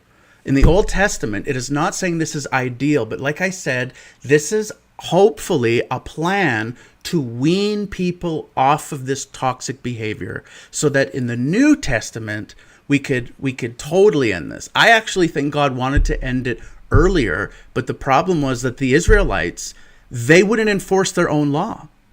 And it got to the point where they would have to go into captivity into the under the Babylonians. They would come back, and throughout the Old Testament, they are so dishonoring to God that they are never able to be the light to the nations, unfortunately. But that was always what God wanted for the offspring of Abraham. In fact, he tells Abraham, your descendants are going to be a blessing to all nations. And so in the Old Testament, there's this idea that the ideal is that Israel is supposed to be that shining light to the nations. And eventually they were supposed to be weaned off of these things, and they were supposed to be the shining example. But we actually see the true Israelite comes in the form of Jesus, who in his own preaching, Jesus actually says, I've come to set the captives free. And so we see all of this stuff is all pointing toward Christ, and it's all pointing toward the new covenant in the New Testament. Paul Copan gives 3 reasons for that. There's no use of the terms brother or neighbor. Israelites weren't allowed to enslave other Israelites, according to Leviticus 25. And a foreign slave could choose which town he wants to live in, as referenced here in verse 16. But the Israelites lived in lands allotted to their clans. So this looks like, basically, if some other, a person from some other nation runs away, they're a slave, they run away, they get to Israel, now they have a safe haven. Can you imagine if God's people had consistently implemented this law? They would be the only safe haven in the world at that time for slaves. These are the kind of passages that get kind of glossed over sometimes. Now, in his response to Trent, at 12... And you see, like this is what I mean when I say that the issue is not a simple issue. And that was what I was trying, and maybe it's my fault. Maybe I wasn't clear enough about this in my video. And to be fair, I could have been clearer. But my main critique with Dan was not that he's a bad scholar. I don't think he's a bad scholar. I just think that he made a really difficult issue in a book that is very detailed. Like, there are hundreds of verses about this issue in the Bible, and he took 2 or 3 and he just said the whole Bible says this. And my critique in that is just that it is more in depth and more complicated than you realize. And that's my main critique. 1250 of his response, Mindshift was saying that masters could treat servants however they wanted. They could beat them, they could rape them, all these kinds of things. Yes, were there Israelites in the Israelite community that ran out of money and were going to starve, and so they said, hey, because I have no other option and you guys are into this thing, let me come work for you for 7 years. And that would almost be okay if it was a work contract. But the things that were allowed to happen to these individuals, you could beat your indentured servants as long as they got up the next day. You could totally totally mess them up as long as you didn't dismember their body. You could rape them, you could force them to do anything you wanted to. Very, very few rules, and you got to do that for 7 years. But this is clearly wrong. Just from what we've seen in Exodus 21 alone, we see, no, slaves did have rights. Think of Job's awareness. If I slaves did have rights. Mistreat, even when they bring a complaint to me, how will I deal with God if I mistreat them? It's not so sinister. People try to make this worse than it is. Here's another example. In cases where a slave is killed or assaulted by their master, there are severe penalties. So earlier in Exodus 21, you find, I'll just read it. It says, when a man strikes his slave, male or female, with a rod, and the slave dies under his hand, he shall be avenged. But if the slave survives a day or two, he is not to be avenged, for the slave is his money. Now here's where a lot of problems come up. The Hebrew word for avenged here is talking about the death penalty. And again, that's rare in that historical context. Mark Meinall says, if found guilty, a master was to be punished, which might result in death. That was unheard of at a time when the closest legal equivalents only dealt with assault on other people's slaves. Remember in the video when I said this was unheard of in the Bronze Age? It was, people. Like, it really was. The Bible is a step in the Old Testament is a step in the right direction, and the New Testament is a leap in the right direction. Jesus is the ideal human, and he came to set the slaves free, both the spiritual slaves and the physical ones. But here's the problem. People look at verse 21 and say, oh, how terrible. You mean you can beat them as much as you want, and as long as they survive, then there's no punishment, right? This is how Alex O'Connor takes it. But they are not to be punished if the slave recovers after a day or two, since the slave is their property. Okay, so it's perfectly permissible to mercilessly beat your slaves with a rod as much as you want, and this should only be punishable if the slave dies as a, quote, direct result. If they get up after a few days, everything's fine. In what world should we consider this acceptable moral guidance? Even if we grant that the slavery being talked about here is more like a kind of employer-employee situation, this would be an unacceptable way to treat any employee. Imagine if your boss could beat you as much as he wanted as long as you didn't die. It's ridiculous. But no, it's not perfectly permissible to beat your slave as much as you want, as long as they don't die. This is one of those areas where it's easy to misread these foreign texts. What verse 21 is saying is there's not to be the death penalty, but that doesn't mean there's no penalty for other physical maltreatment of a slave or a servant. Okay? That's specific. And you see, guys, I get these. I get this from people all the time. And the irony, right, of somebody that has gone to seminary and has received a master's degree and is currently studying a second master's degree, which happens to be in biblical studies. And when these armchair theologians who have no training, all they have is online atheist angry videos, and they come at me with the ferocity of 1,000 suns, and they're the ones that are misreading the text, right? The text does not say they're not to be punished. How do we know this? Because in the law, there are lists of punishments for when you physically abuse people, right? And so the text is not saying don't punish the criminal. The text is saying don't give them the death penalty. It's just saying that.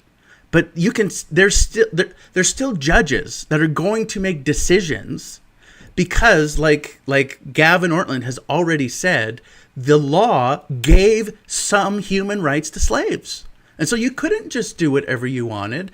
And we know this because in the book of Job, he's actually afraid that if he mistreats his servants, God is going to punish him more than he thinks God is already punishing him.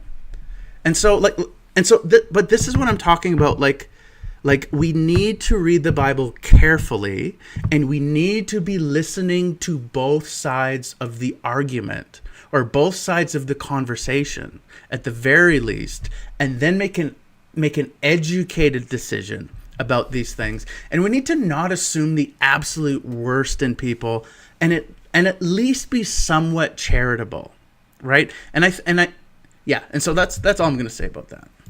Specific, more extreme penalty is not given in that case because it's a less severe crime. But and to see that there are penalties, all you do is just read a little bit further, and you get to the verses we already looked at, where even knocking out the tooth of a slave means they go free. Okay, so it's false to derive from Exodus 21:21. Oh, because you don't get the death penalty, there's no penalty at all. But it's really easy to misread these passages or to make them a little more sinister. Let's go to Leviticus 25. This is one of the passages that Mindshift is talking about. It's talking about the distinction here between Israelite servants and foreign servants. And the language here, and in other passages as well, for acquiring is not talking about human theft. That's already been forbidden in Exodus 21. It doesn't even have to mean acquiring through money. The verb here doesn't have to mean a financial purchase. Yeah, you can find this same Hebrew verb being used for when a pregnant woman has a child and then she says, I have acquired a child. Or Ruth 4:10 talks about the marriage of Ruth and Boaz like that.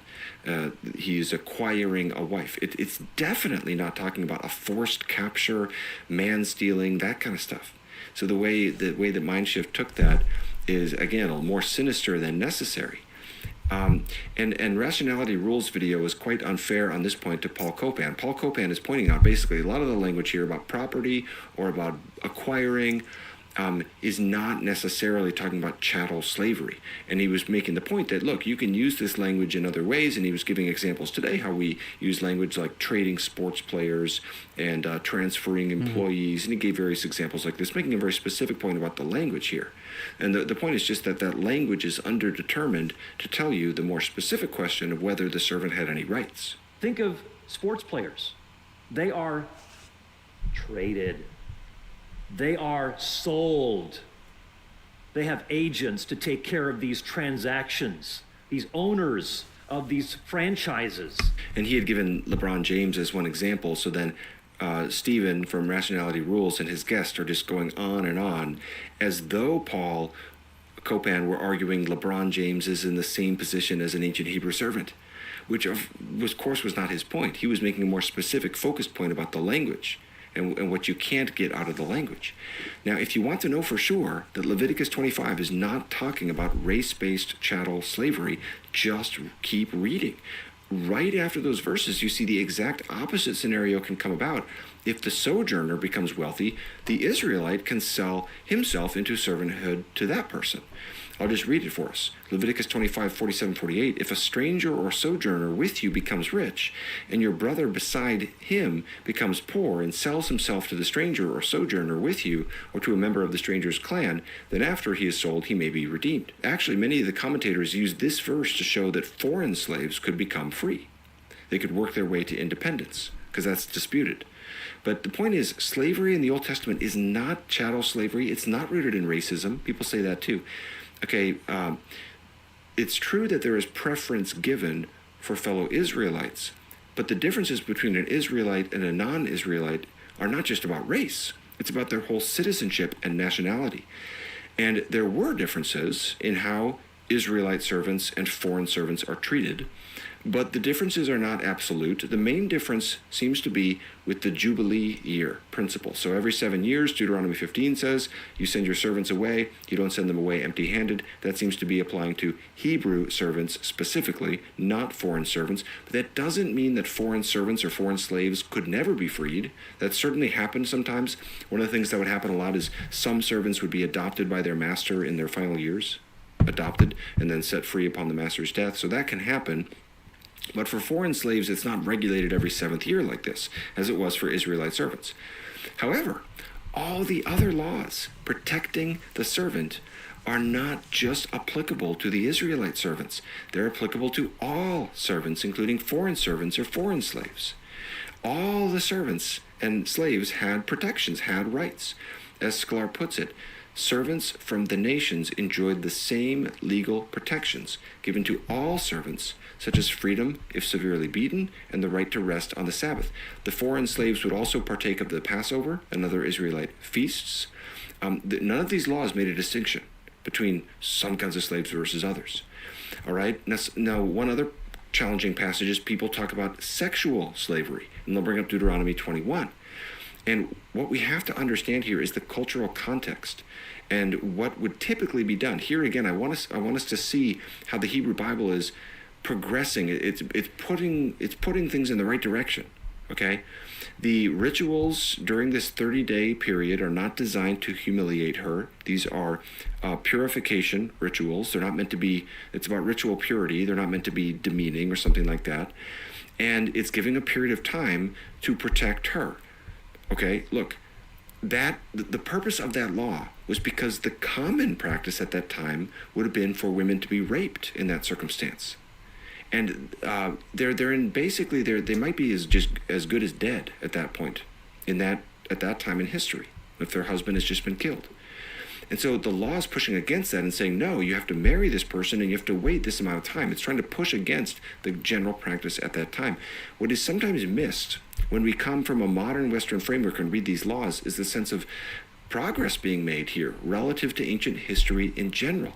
Here's how one scholar puts it. The norms given in the Book of the Covenant reveal, when compared with related law books in the ancient Near East, radical alterations in legal practice, in the evaluation of offenses against property, in the treatment of slaves, in the fixing of punishment for indirect offenses, and in the rejection of punishment by mutilation. The value of human life is recognized as incomparably greater than all material values. Take the principle. Okay, so we're just going to go a few more minutes because we've spent a lot of time with Ortland on this, and so but again, like all of this is it's just backing up my basic premise that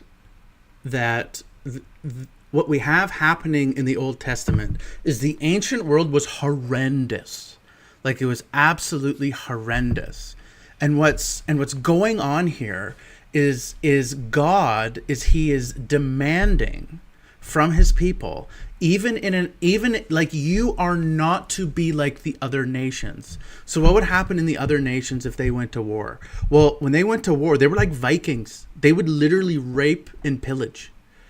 And what God is doing is God is actually saying that you don't get to go and just mistreat people.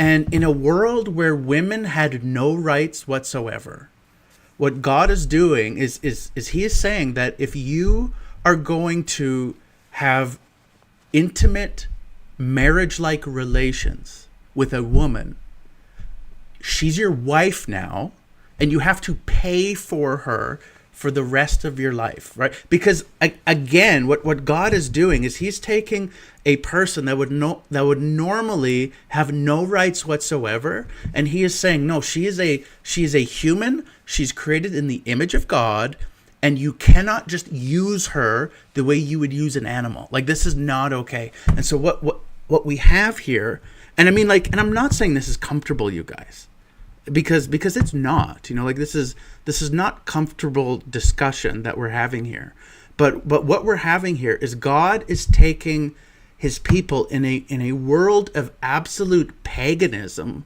like these guys, like the violence that was happening in the world in the Bronze Age was ghastly, but again, the reason why we think it's ghastly is because we've had 2,000 years of Christian theology that has been teaching us morals and values about the human. And where all those human right values begin, it begins way back in the book of Genesis with the phrase, "Let us create humanity in our image and in our likeness." And then to highlight it, it says, "So God made man in his image, male and female." So what this is doing is it's providing at least some protection for the female in a world where there's no protection. And so what this is doing, and again, this is not the perfect world, but this is this idea that they're living in a world that is very patriarchal and it is very male dominated. And what God is doing, he's getting them, he's making them take the first step into actually taking Genesis 1 seriously. Like, women are actually equal in the eyes of God. But it's the first step that makes way for the final step in the New Testament, where Paul is able to utter the phrase, "There in Christ there is no Greek, there is no Scythian, there is no Gentile or Jew, and there is no male nor female, and there is no slave or free." So all of this is going on a trajectory to a place in history where God is going to bring what is actually good out of a horribly terrible, evil world. So we're just going to spend a few more minutes with Gavin here, and then we're gonna move on to a non-Christian historian, an English historian named Tom Holland. Principle of the Jubilee year. I mean, that one commentator calls that probably the most radical social and economic idea in all the Bible. Another says it enshrined in law the cessation of land abuse, the cancellation of debts, the restitution of land to its original owners, the repair of the family, and the termination of slavery. The design of this law is as a safety net for the vulnerable. It's trying to stop generational cycles of poverty. In Deuteronomy 15, you can see that's the explicit purpose. They're trying to regulate an already existing institution with the overarching goal of reducing poverty. I can summarize like this. If you read through books like Exodus, Leviticus, Deuteronomy, and you have an open mind, two things will become clear. Number one, this is the ancient world. Okay, this is not a timeless ideal. Number two, this is not tyrannical and malevolent. This is, you can see this as coming out of Genesis 1 and the doctrine of the image of God. It's trying to curb against the abuses that existed in the world at that time. And that's the great theme if you step back and see the big picture of the Old Testament law. Over and over and over, if there's anything that is hammered away at in the law of Moses, it's that you were slaves in Egypt. So, treat the sojourner among you with compassion. Look out for them. I'll put up a few examples of this on the screen. So when you see the big picture like that, it might help you kind of see the biblical story in its overarching development. All right, let's keep moving in that development, get to the New Testament. This will be more brief. We're actually through most of the video now, just to finish off last 2 points. Let's talk about the New Testament. When you get to the New Testament, you're dealing with a different kind of slavery. This is not the kind of economically regulated servanthood of the ancient Near East. We're talking about something, and so first let's describe what we're talking about, then we'll describe what is the New Testament's response to it. Slavery in the Roman Empire was huge. A huge percentage of the Roman population were slaves. Kyle Harper says, slavery has been virtually ubiquitous in human civilization, but the Romans created one of the few genuine slave societies in the Western experience. And in the Roman Empire, slavery could be very brutal. The power of a slave over his master was generally considered absolute. For example, a master could kill the slave without legal consequence, for example. So you could call this chattel slavery. But it's not the exact same thing as the American system, because, and just to be historically accurate, we can just point out a couple differences. Number one, it's not generally race-based. It's not that there wasn't racism in the ancient world, but that really wasn't the basis for slavery in the way that it was in the United States and a few other places more recently. And that's actually one of the things that's most despicable about slavery in the United States is the rank hypocrisy, because the whole ideal from the first line of the Declaration of Independence is equality, and yet we fell short of that in such an egregious way. Ancient Rome didn't have any professed ideology of equality, so that you don't have that hypocrisy element of it. But another difference is that slavery in the Roman Empire was, it was pretty brutal at times, but there's more diversity, I get the sense, And there was greater range and flexibility to it. No profession was outlawed to slaves except military service. You can find slaves making money, accumulating money, buying their freedom, becoming artisans, becoming civil or imperial servants. There's generally basically more mobility that's possible. You can find slaves who make it to the upper echelons of society after being freed. Felix, the Roman procurator in Acts 23 and 24, was a former slave. You can find people like this. Think of it as more of a fluctuating social ladder than just this fixed binary. In the American South, You have two classes, slave and free. There's not a lot of movement. The Roman Empire, there's more of a spectrum. You have higher and lower slaves. You can find slaves who have their own slaves. And among free people as well, you have a kind of a gradation. Here's how one person puts it. The Roman patronage system meant that everyone, whether slave or free, had obligations to someone higher up in the social pecking order, all the way up to the emperor. Now, we're not saying Roman slavery is a good thing, okay? But we're just trying to be accurate about what we're talking about here. I'll put up this quote from Murray Harris. He says, in the first century, slaves were not distinguishable from free persons by race, by speech, or by clothing. They were sometimes more highly educated than their owners and held responsible professional positions. Some persons sold themselves into slavery for economic or social advantage. And he goes on talking about some of the other things where, we can have an overly negative view of it. However, I have to say, having read Harper's book pretty with great interest, I do want to say, slavery was bad. It could be fantastically cruel in the Roman Empire. It did entail social dishonor. There was a lot of sexual exploitation of slaves, for example. It's a terrible thing. Okay, but we're just trying to kind of parse out some of the differences here. Now the question is this: what's the New Testament attitude towards slavery? Contrary to Sam Harris saying the Bible endorses slavery, there's actually nothing like that. The New Testament never says, oh, this Greco-Roman institution is a good thing. On the contrary, when Paul is...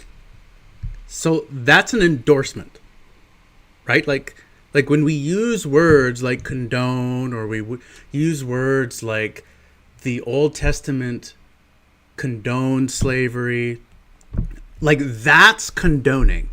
Right? Like that is an endorsement. An endorsement means you give your seal of approval to that thing. That's what we should do. That is, like, this is the way, right? Like, that's an endorsement. An endorsement is, you need to vote for Donald Trump because he's going to make America great again. Like, that's an endorsement. Like, this is a good thing, right? I'm Canadian, so I don't care who you guys vote for. But, well, that's not entirely true. I am affected. But anyway, like that's an endorsement, right? Like if I tell my, like, and I use this example in my video. If I tell my nephew, if he wants to have candy, and I tell him, yeah, okay, you can have candy, that doesn't mean I'm endorsing it. Like, candy is not good for his health. If he has too much candy, he's going to get sick, or if he makes a lifestyle of it, he's going to die early. Right? But again, like, I'm not endorsing unhealthy behavior merely by not stopping him from doing it.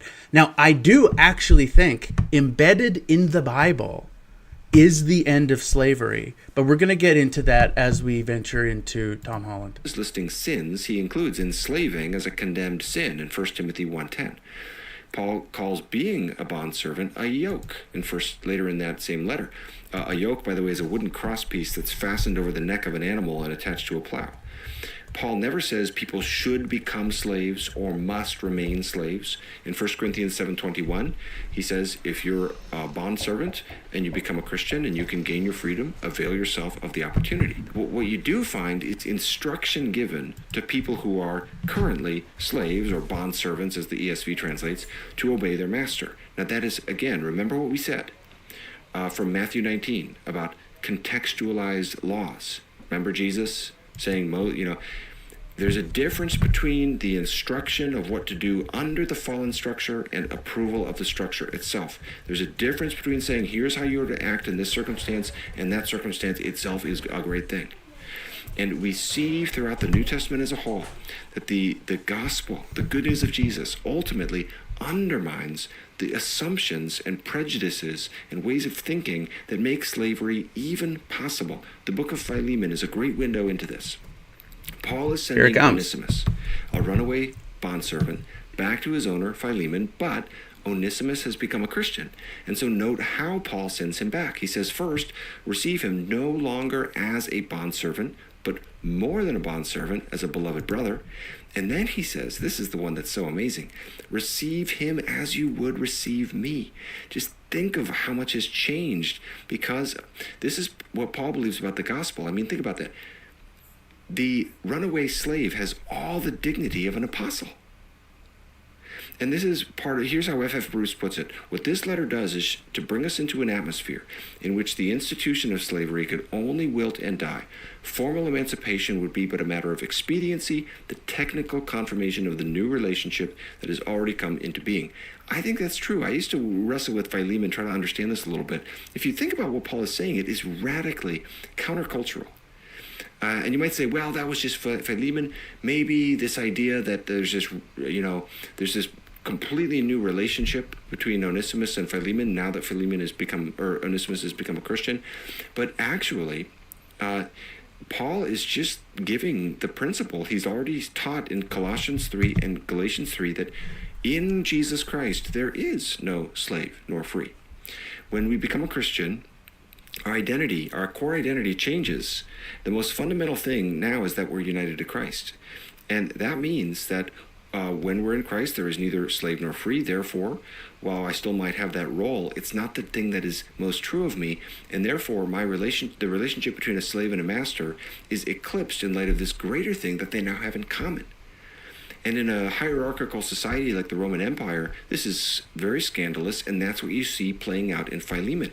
What I'm trying to show is the gospel doesn't just immediately make slavery illegal or something like that, but it makes it unthinkable, because it's eroding the assumptions that make it possible. Here's an illustration that Rebecca McLaughlin gives in her book Confronting Christianity, from the Merchant of Venice, where the character Antonio has signed a contract entitling a lender to have a pound of his flesh if he defaults on a loan. And sure enough, he does. And so his enemy is looking to take revenge on him. And there's a female character acting as the lawyer, and she rules, yes, a pound of flesh is owed. But, she says, the contract says nothing about blood. If you take one drop of Antonio's blood, then your own goods will be forfeited to the state. And so it's kind of a way of protecting Antonio, because you're saying, of course, you can't get a pound of flesh without drawing any blood. And her point is, the New Testament argues against slavery the way Portia argues against Antonio's death, by cutting the legs out from under it. Jesus inhabited the slave role. Paul calls himself a slave of Christ, loves a runaway slave as his very heart, and insists that slave and free are equal in Christ, with no room for superiority, exploitation, or coercion, but rather brotherhood and shared identity. The New Testament created a tectonic tension that would ultimately erupt in the abolition of slavery. Now we'll talk about... Okay, so everything I said, you can actually go back into my original video. I actually read every word of the book of Philemon, and I go through it, and everything I said about the book of Philemon, about how it is like a time bomb that is waiting to go off, that is going to end slavery. And it starts with one slave, right? Because the first step has to start somewhere. And so my assertion that Christianity is destined to end slavery, to end the slave trade, that is a scholarly assumption. And it's not just Ortland. Like he has cited several scholars that all have come to this conclusion, and they all make this argument that the Bible does not condone slavery. In fact, the Bible is the death stroke to slavery, particularly in the New Testament. The book of Philemon is absolutely anti-slavery, because once Paul tells Philemon about how he thinks of his slave, he says, Philemon is my son. He says, I'm sending him back to you, my very heart. And then he says, what if this is the reason why you two were separated? So that you would receive him back not as a slave, but as a beloved brother. You see what Paul is using family language, and you can't get away from this, right? Like it's a concept that is well backed by scholars. And so like this assertion, and this is part of the reason why I was pretty shocked by all the negative feedback that I got, because like scholar after scholar after scholar, they all write about this stuff. Like this is not hidden. Like this is publicly published stuff, you guys. And so, like, I was kind of surprised at the pushback that I got from this. But like, this is well established in scholarship. The other side of scholarship, they may argue against it, but I think you have to admit, like, there is a pretty strong scholarly argument, especially when you understand the first people to actually argue against the slave trade were the patristic fathers in the 2nd and 3rd centuries. Specifically, Gregory of Nyssa, specifically publicly in his preaching, preached against the slave trade of Rome. And why did he do that? Because he's preaching the Bible. And if you were actually going to preach the Bible, especially the New Testament, you aren't going to go very long before you were going to come to this conclusion that according to the Bible, every human is created in the image of God. And so how can you enslave God's image? You can't. The image of God is a sacred thing. And then when you go into the New Testament and you read the book of Philemon, which is clearly anti-slavery, like Paul is literally ordering him to set Onesimus free. And so what do you think would happen in the church if Philemon sets his slave free? Well, guess what? There's other slaves. So they're going to be looking at their master. And the master is going to be looking at the overseer or the overseer, the elder, or the pastor. And it's not going to be long before they're going to feel pressure to do the same thing. And so like this is what I'm talking about. Like, you can't just listen to one side of an argument. You have to take all sides into account. And when you do, you need to recognize both sides are probably right about some stuff. And you can't ignore the other side because they are just as qualified as scholars on as it is on the opposite side of the argument. And like I said earlier, my side needs to do this too. My side needs to recognize that atheist scholars do have something to add to the conversation. But the atheist scholars need to not make the same mistake. They need to recognize that that Christians who are reading the Bible, they're intimately connected with these scriptures. Maybe the Jews actually know what they're talking about when they talk about the Old Testament. So it's not going to help anybody for us to ignore all the other camps. It's only going to work if we embrace the entire conversation, and all of scholarship needs to be accounted for before we make decisions to very complicated subjects. So that's just what I want to say about that. Okay, let's move on. We're going to go to, okay, now some of you may say, okay, but Chris, you're using mostly Christian scholars, like of course they're going to agree with you. Yeah, but you know what, you guys, not of course, because their stuff has to be peer reviewed. And who do you think is peer reviewing them? The other side. That's the whole point of the peer review, is the other side has to be on board with the details and the citations that they're using in order for their arguments to get published. Like, that's the way this works.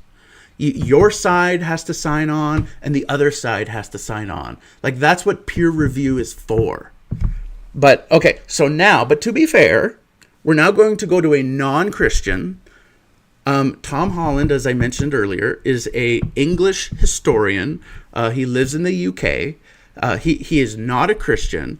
And so his main area of specialty is in the Roman era. And so he spent a lot of years studying Rome. He's written history books on this on the topic. Particularly his one of his latest books, Dominion, won a bunch of awards for history-based awards. And so now we're going to listen to an interview that he gave in, I believe this was in England. Now he's talking to N.T. Wright, who is a Christian historian, but Tom Holland is not a Christian historian. So we're going to hear what he has to say about the influence of Apostle Paul and the influence of Christianity in terms of human rights. So let's hear what he has to say. And so the first books I wrote about of history were about Greece and Rome. Mm-hmm. And in many ways, the appeal particularly, I think, of Rome is that in certain ways they do seem very like us. So you were talking about Cicero's letters, and this is a man who, is worrying about property prices. He's worrying about the weather. He's bitching about Sounds people. Very British, doesn't he? Yeah, so in all kinds of ways he seems very familiar. Yes. But the more you live in the minds of the Romans, and I think even more the Greeks, the more alien they come to seem, the more frightening they come to seem. And what becomes most frightening, really, is a kind of quality of callousness that I think is terrifying because it is completely taken for granted. There's a kind of innocent quality about it. Nobody really questions it. And what sort of form did that take? Well, if we're in the age of Cicero, Cicero's great contemporary Caesar is, by some accounts, slaughtering 1 million Gauls and enslaving another 1 million in the cause of boosting his political career. And far from feeling in any way embarrassed about this, he's kind of promoting it. And so when he holds his triumph, people are going through the streets of Rome carrying billboards, boasting about how many people he's killed. And this is a really terrifyingly alien world. And the more you look at it, the more you realize that it is built on systematic exploitation. Mm-hmm. So the entire economy is founded on slave labor. Right. The sexual economy is founded on the absolute right of free Roman males to have sex with anyone that they want, any way that they like. And in almost every way, this is a world that is unspeakably cruel to our way of thinking. And so this worried me more and more, and it was kind of like I was thinking, well, I'm clearly not, as I'd vaguely imagined, the heir of the Greeks and the Romans in any way, really. And so where am I coming from? And it was like a kind of itch, you get on your back and you can't find it. And this was then enhanced for me by then writing a book about late antiquity and the emergence of Islam from the late religious the religious and imperial context of late antiquity, and again finding in Islam a profound quality of the alien. That there were aspects of Islam that were very familiar, but there were many aspects of it that again seemed deeply, deeply alien. And I began to realize that actually in almost every way I am Christian. And I began to realize that actually Paul, although in many ways he seems a much less familiar figure than Cicero, the kind of urbane man with his property problems, Okay, so what is Tom Holland talking about? So he grew up in the UK. The UK is very much atheistic. And so Tom Holland, he actually grew up going to church. Rejected it when he grew old enough and his parents couldn't make him go to church anymore, so he stopped going. And so he completely rejected Christianity, and he became a historian. He started doing research on the Romans and learning all about the Caesars and the Roman religion and all this stuff. And eventually what he found is the more research he did, he just found the Roman world was brutal. Like it was absolutely brutal. And what he found is he's nothing like the Romans. And you are nothing like the Romans. You do not think the way they do. You don't even breathe the way they do. Like they're so foreign to our way of life. And so what he says is when it comes to his morality, he is Christian. As a non-Christian, he is Christian. He has inherited all of his morality from the Christian worldview. And none of his morality has come from the atheist worldview. It's basically the idea like this. Christianity is a tree. And things like human rights are growing in the fruit of the tree. And what has happened is secular society, like the fruit, we like human rights, right? We like freedom. We like freedom of choice. We like freedom of speech. We like freedom to whatever. We really like our freedoms, but where does that idea come from? You guys, it comes from the New Testament. It doesn't come from Greek philosophy. It doesn't come from Rome. It doesn't come from the Babylonians. Where does it come from? It actually comes from Jesus of Nazareth, and it is embedded in the writings of his apostles. That is what he's saying. He is saying he is a cultural Christian, and the reason why he thinks things like slavery is wrong is because his culture is a deeply embedded Christian culture. He has inherited everything he has from the writing of the New Testament. But we're going to go deeper into this, and maybe he'll be able to convince you that this is true. Paul never had any property; he just made tents. Yes. That in almost every, what is it, seven? That is the 7 letters that are people conventionally people absolutely accept. That and as Tom Wright was saying, this is not a very lengthy amount of writing, but compacted into this very, very small amount of writing was almost everything that explains the modern world. Well, the Western world, as we take for granted. Yes, but also the way that the West has then moved on to shape, concepts like international law, for instance. So the fact that concepts of human rights, all these kind of things, ultimately they don't go back to Greek philosophers. They don't go back to Roman imperialism. They go back to Paul. They go back to Paul. Human rights, as we know it today, go back to Paul. This is what Tom Holland says about this. Paul really is, his letters, I think, are, along with the 4 Gospels, the most influential, the most impactful, the most revolutionary writings that have emerged from the ancient world. When you penned that article, I think it was for the New Statesman, where you said what I got wrong, and you sort of came out, as it were, and said, as far as my values and background are concerned, I am a Christian. It was interesting to see the response to that, because I saw lots of atheists and humanists saying, oh, hang on, democracy, that goes back to the Greeks, don't pretend that Christianity gave us everything we're grateful for. But you honestly think that actually people simply haven't appreciated just how much we owe to Judeo-Christian? I think if we're talking of Paul, I think of him as a kind of depth charge, deep beneath the foundations of the classical world. And it's not anything that you particularly notice if you're, in Corinth or Alexandria. And then you start feeling this kind of rippling outwards. And, by the time you get to the 11th century in Latin Christendom, everything has changed. And you have this, I think essentially what Paul's significance is that he sets up ripple effects of revolution throughout Western history. So the 11th century, where with the Papal Revolution, essentially it establishes this idea that society has to be reborn, reconfigured, that vested interests have to be torn down. And then the Reformation, what we call the Reformation, is a further ripple effect of that, and the Enlightenment is a further ripple effect of that.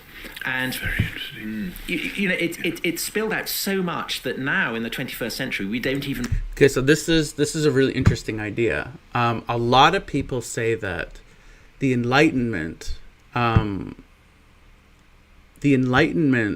happened, and it was this idea of we need to embrace science, and we need to take off the shackles of religion and leave Christianity in the back, right? That's this concept. But think about this. The very idea of the Enlightenment was birthed from Christianity itself. That's actually what Tom Holland is saying, right? Because even like this idea of progress.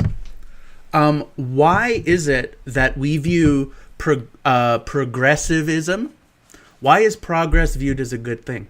Things like the Me Too movement. Why is it that we have come to the place where we actually believe that victims are worth defending? because you need to understand your ancestors did not believe that. My ancestors did not believe that. The world changed with Jesus of Nazareth. Jesus changed the progress of the world, and he showed us, because you think about it, what is the message of the cross? The message of the cross is that God, the supreme creator of the universe, what happens to him? He becomes a victim. And it is through being a victim that he conquers the power of darkness, the powers of darkness, right? Like all of this goes back to the New Testament. It goes back to Paul, and it goes back to Jesus of Nazareth. Like that's everything hinges. Like even this idea, like there's this, there's a really serious debate between people that are pro-choice and people that are pro-life. Well, think about this. Even your belief that you have a right, I don't particularly agree with that right, but you might. So you believe you have a right over your body. Where do you think this idea of choice, this idea that you have a right to choose, where do you think that came from? That came from Christianity, my friends. And you just can't get away from this. Even when you rebel against the God that loves you, you rebel thinking like a Christian. And that is the whole point of what he's getting at here. And realize where these ripple effects are coming from. We just take them for granted. I can hear Tom Wright, you want to come in and... Well, I was just thinking, I haven't actually read from cover to cover, but Steven Pinker's two books where he's saying effectively... Well, I had him on the show quite recently. Oh, really? Yes, okay. on But he's saying, forget all that religion stuff. We invented the real world as it should be in the Enlightenment, and all we have to do is apply that more and more rigorously and just kick that religion stuff into touch. And it's very interesting that... some commentators have said, well, if that was going to be the case, it would work in America better than anywhere else, and look at America and what's actually happening, and you'll see that it doesn't. But I think I want to respond with what Pope Benedict said 10 years ago when he was speaking at the United Nations, when he said that the whole idea of human rights is absolutely rooted in the Judeo-Christian tradition. And if you try and get the fruits of that without the roots, all you'll get is the thing will collapse into shrill special interest rhetoric, everyone claiming the status of victim and now, shouting, when I had which is exactly what of course, but the power of victimhood is again something that is part of the revolutionary inheritance of Christianity. Yes. Because that is the point of the crucifixion. And nobody in Caesar's world would have said, "Oh, I'm a victim, therefore I've got to be prioritised." Paul calls it a scandal. But when I had Steven Pinker in the very chair you're sitting in right now, Tom Wright, his response to this argument, which at this point was being put by Nick Spencer, who's written a very good book as well on the evolution of the West, making this very argument. His argument was, no, but okay, Christians may have given us some good principles, but all we need to recognise is our universal humanity, that we're part of the same species, we're all sentient. That gives us every grounding we need for treating each other with dignity and human rights. And who thought like that in the first century? I mean, Paul talking about Adam and Christ, basically. So are you saying that kind of a belief doesn't simply emerge from a vacuum in a sense? Well, the idea of universal humanness is something that actually even in the 18th century they struggled with. When missionaries went to America and came back arguing about whether the American Indians had souls or not. Were they really the same species as us? And then John Wesley and George Whitefield and so on saying, no, these people have to be taught to love God like any of us. And so there's stuff going on there which is again rooted in and you're part of the pushback on this in a way, aren't you? I mean, it seems to me that the most influential phrase for understanding why we have a notion of a kind of common humanity is in Galatians, where Paul says, that there is no neither Jew nor Greek, neither slave nor free, neither male nor female, and there you have this idea that we are, of course he goes on to say, in Christ Jesus, and that for the contemporary world is we just that's what people want to do without. But of course there is an issue there, as Daniel Boyarin in a fascinated Jewish scholar writing about Paul says, yeah, okay, so Jewishness and Greekness gets dissolved into this universal humanity. But what if I, as a Jew, want to stay a Jew? And so in a sense, there also you have the kind of, the issues that continue to obsess our society, which is essentially, if you don't want to be part of a kind of universal commonality, what then do you do? The dangerous thing, I was at a conference in America a couple of years ago, 2 or 3 years ago, based on the big book on Paul, and there was an African-American theologian, a woman at Fuller Seminary, who basically pushed back at me on this and said, the danger is that when you say we're all one in Christ Jesus, what that means is that everyone else is an honorary white male, right. And the white males have got it, and that everyone else has to say, okay, we're sort of part of your team, as it were. And I said, if that's what you're hearing, that's certainly absolutely not what I was intending, and it's certainly not what Paul was intending either. And I know Danny Boyarin, and we've had this debate. It's great fun, because I think what we're seeing there is a very interesting cultural moment on the cusp of modernity and postmodernity. And David Horrell in Exeter, his book on Paul, Solidarity and Difference, says it all, that on the one hand, we've got this cultural drive towards we're all part of this. Is what's going on with the Europe debate at the moment. Yeah. Solidarity, we're all just part of this nice big family, and that's how it all works, an economy of scale and so on. And then lots of people, including in Scotland where I now live, saying, no, that's squelching our identity, and we're not going to let you do it. Yeah. And the interesting thing is that Paul, in, say, 1 Corinthians, is faced with the same issues. How do you navigate pastorally and theologically where you're simultaneously saying we've all got to be one family, and then you're saying, but if your conscience means that this is where you are at the moment, here's how we live with that and how we have to respect that. And he's basically wrestling with the big issues that we're wrestling with as well, doing so very sophisticatedly. Let's come to some of his specific story. Okay, so I'm going to end it there. Let me just switch back here.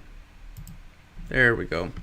Okay, so basically, I think the agreement we can come to is the premise that everything I argued is not scholarly.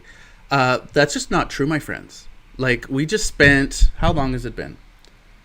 It has been just about 2.5 hours of just me showing you scholars that have been arguing the very same thing. And the premise is that the Bible is a book of freedom, right? Like, if you stay in the law, you are not going to progress. But the whole point of the Bible is a narrative, right?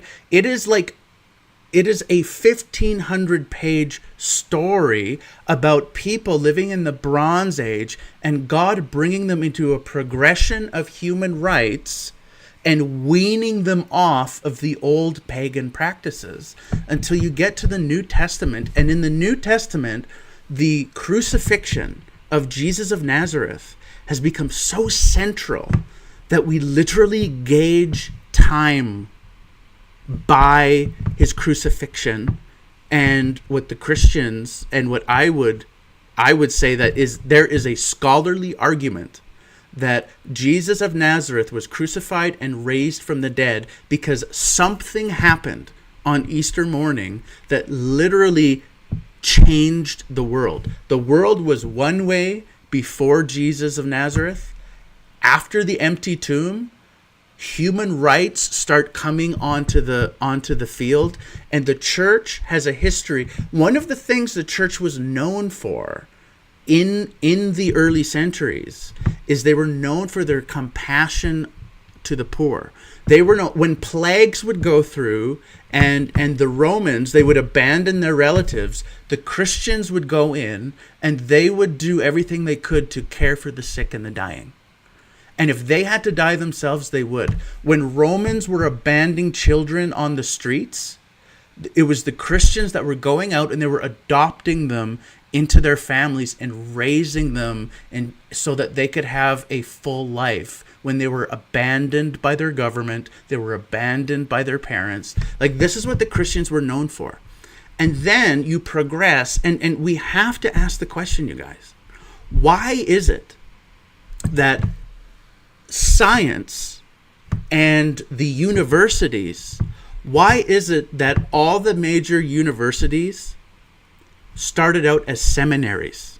Like, you have to ask that question. Why is it that this idea of education, why did that come out of the church and not out of the secular government? And we also need to ask, why did science emerge out of the Christian West and nowhere else? And we also have to ask the question, when humans decided against slavery, why was it that the first humans to dissolve the slave trade were the Christians in the West and not the Muslims in the Middle East? Like, you guys, you have to ask these questions, because these are, like, you talk about logic. If you just use your logic, or as God says in the book of Isaiah, let us reason together. Like, if you use your reason, you have to understand these things aren't just randomly happening, but it is embedded in the Bible. The Bible is a book of freedom. And if you read the Bible long enough, you're going to get things like human rights. You're going to get things like the dignity of the human. You're going to get all of these things because these concepts have their origin in the Bible. They don't have their origin in philosophy. They have their origin in theology. And so with that, I'm just going to, I think if there's no further comments or questions, I think I'm gonna end it there. So I just want to end it just by giving you guys an encouragement. I just want to encourage you guys, read both sides of the argument. Don't just read what's in your silo. Don't just listen to the podcasts that agree with you all the time. Like, because if we're actually going to understand what is true about our history, if we're actually going to understand what is true about humanity or our culture, we need to be able to listen to people that we disagree with, because it's very possible that we're missing out on something.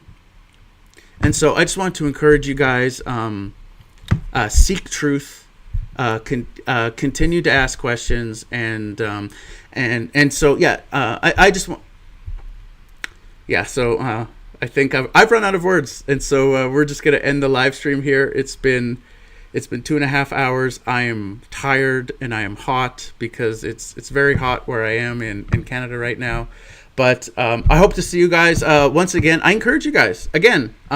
If you see holes in my argument, feel free to let me know. If you're creators, make response videos to me. I would love to see. Here's the thing. I would love to be corrected on this, right? But the problem is I need an actual argument. Like respond to me in a way where I can actually take it in, because I have an open mind about these things. But the thing is, we actually need to be able to talk with each other and not be talking at each other. And so, feel free to comment if you like the content that I'm producing. I said this in a couple of videos ago. My goal for this channel, my goal is to never ask you for money, ever. I will never do that. That is not the purpose of this channel. The purpose of this channel is I just want to engage the world with Christianity in a place where I'm able to show you that scholarship is real, and Christians have a lot. They have a lot to participate in. They have a lot to give to the culture. And so if you're a Christian, I just want to encourage you. And if you're not a Christian, I want to encourage you too, because I really don't believe the Bible is this big scary book. I think that if we understand the Bible the way that the original authors and the original audience understood the Bible, if we can get out of our North American context and we can think like an ancient person, then we will actually start to understand what this book is about. And after 30 some years of reading the Bible, I always come out of reading the Bible better than when I went in. I always come out with more freedom.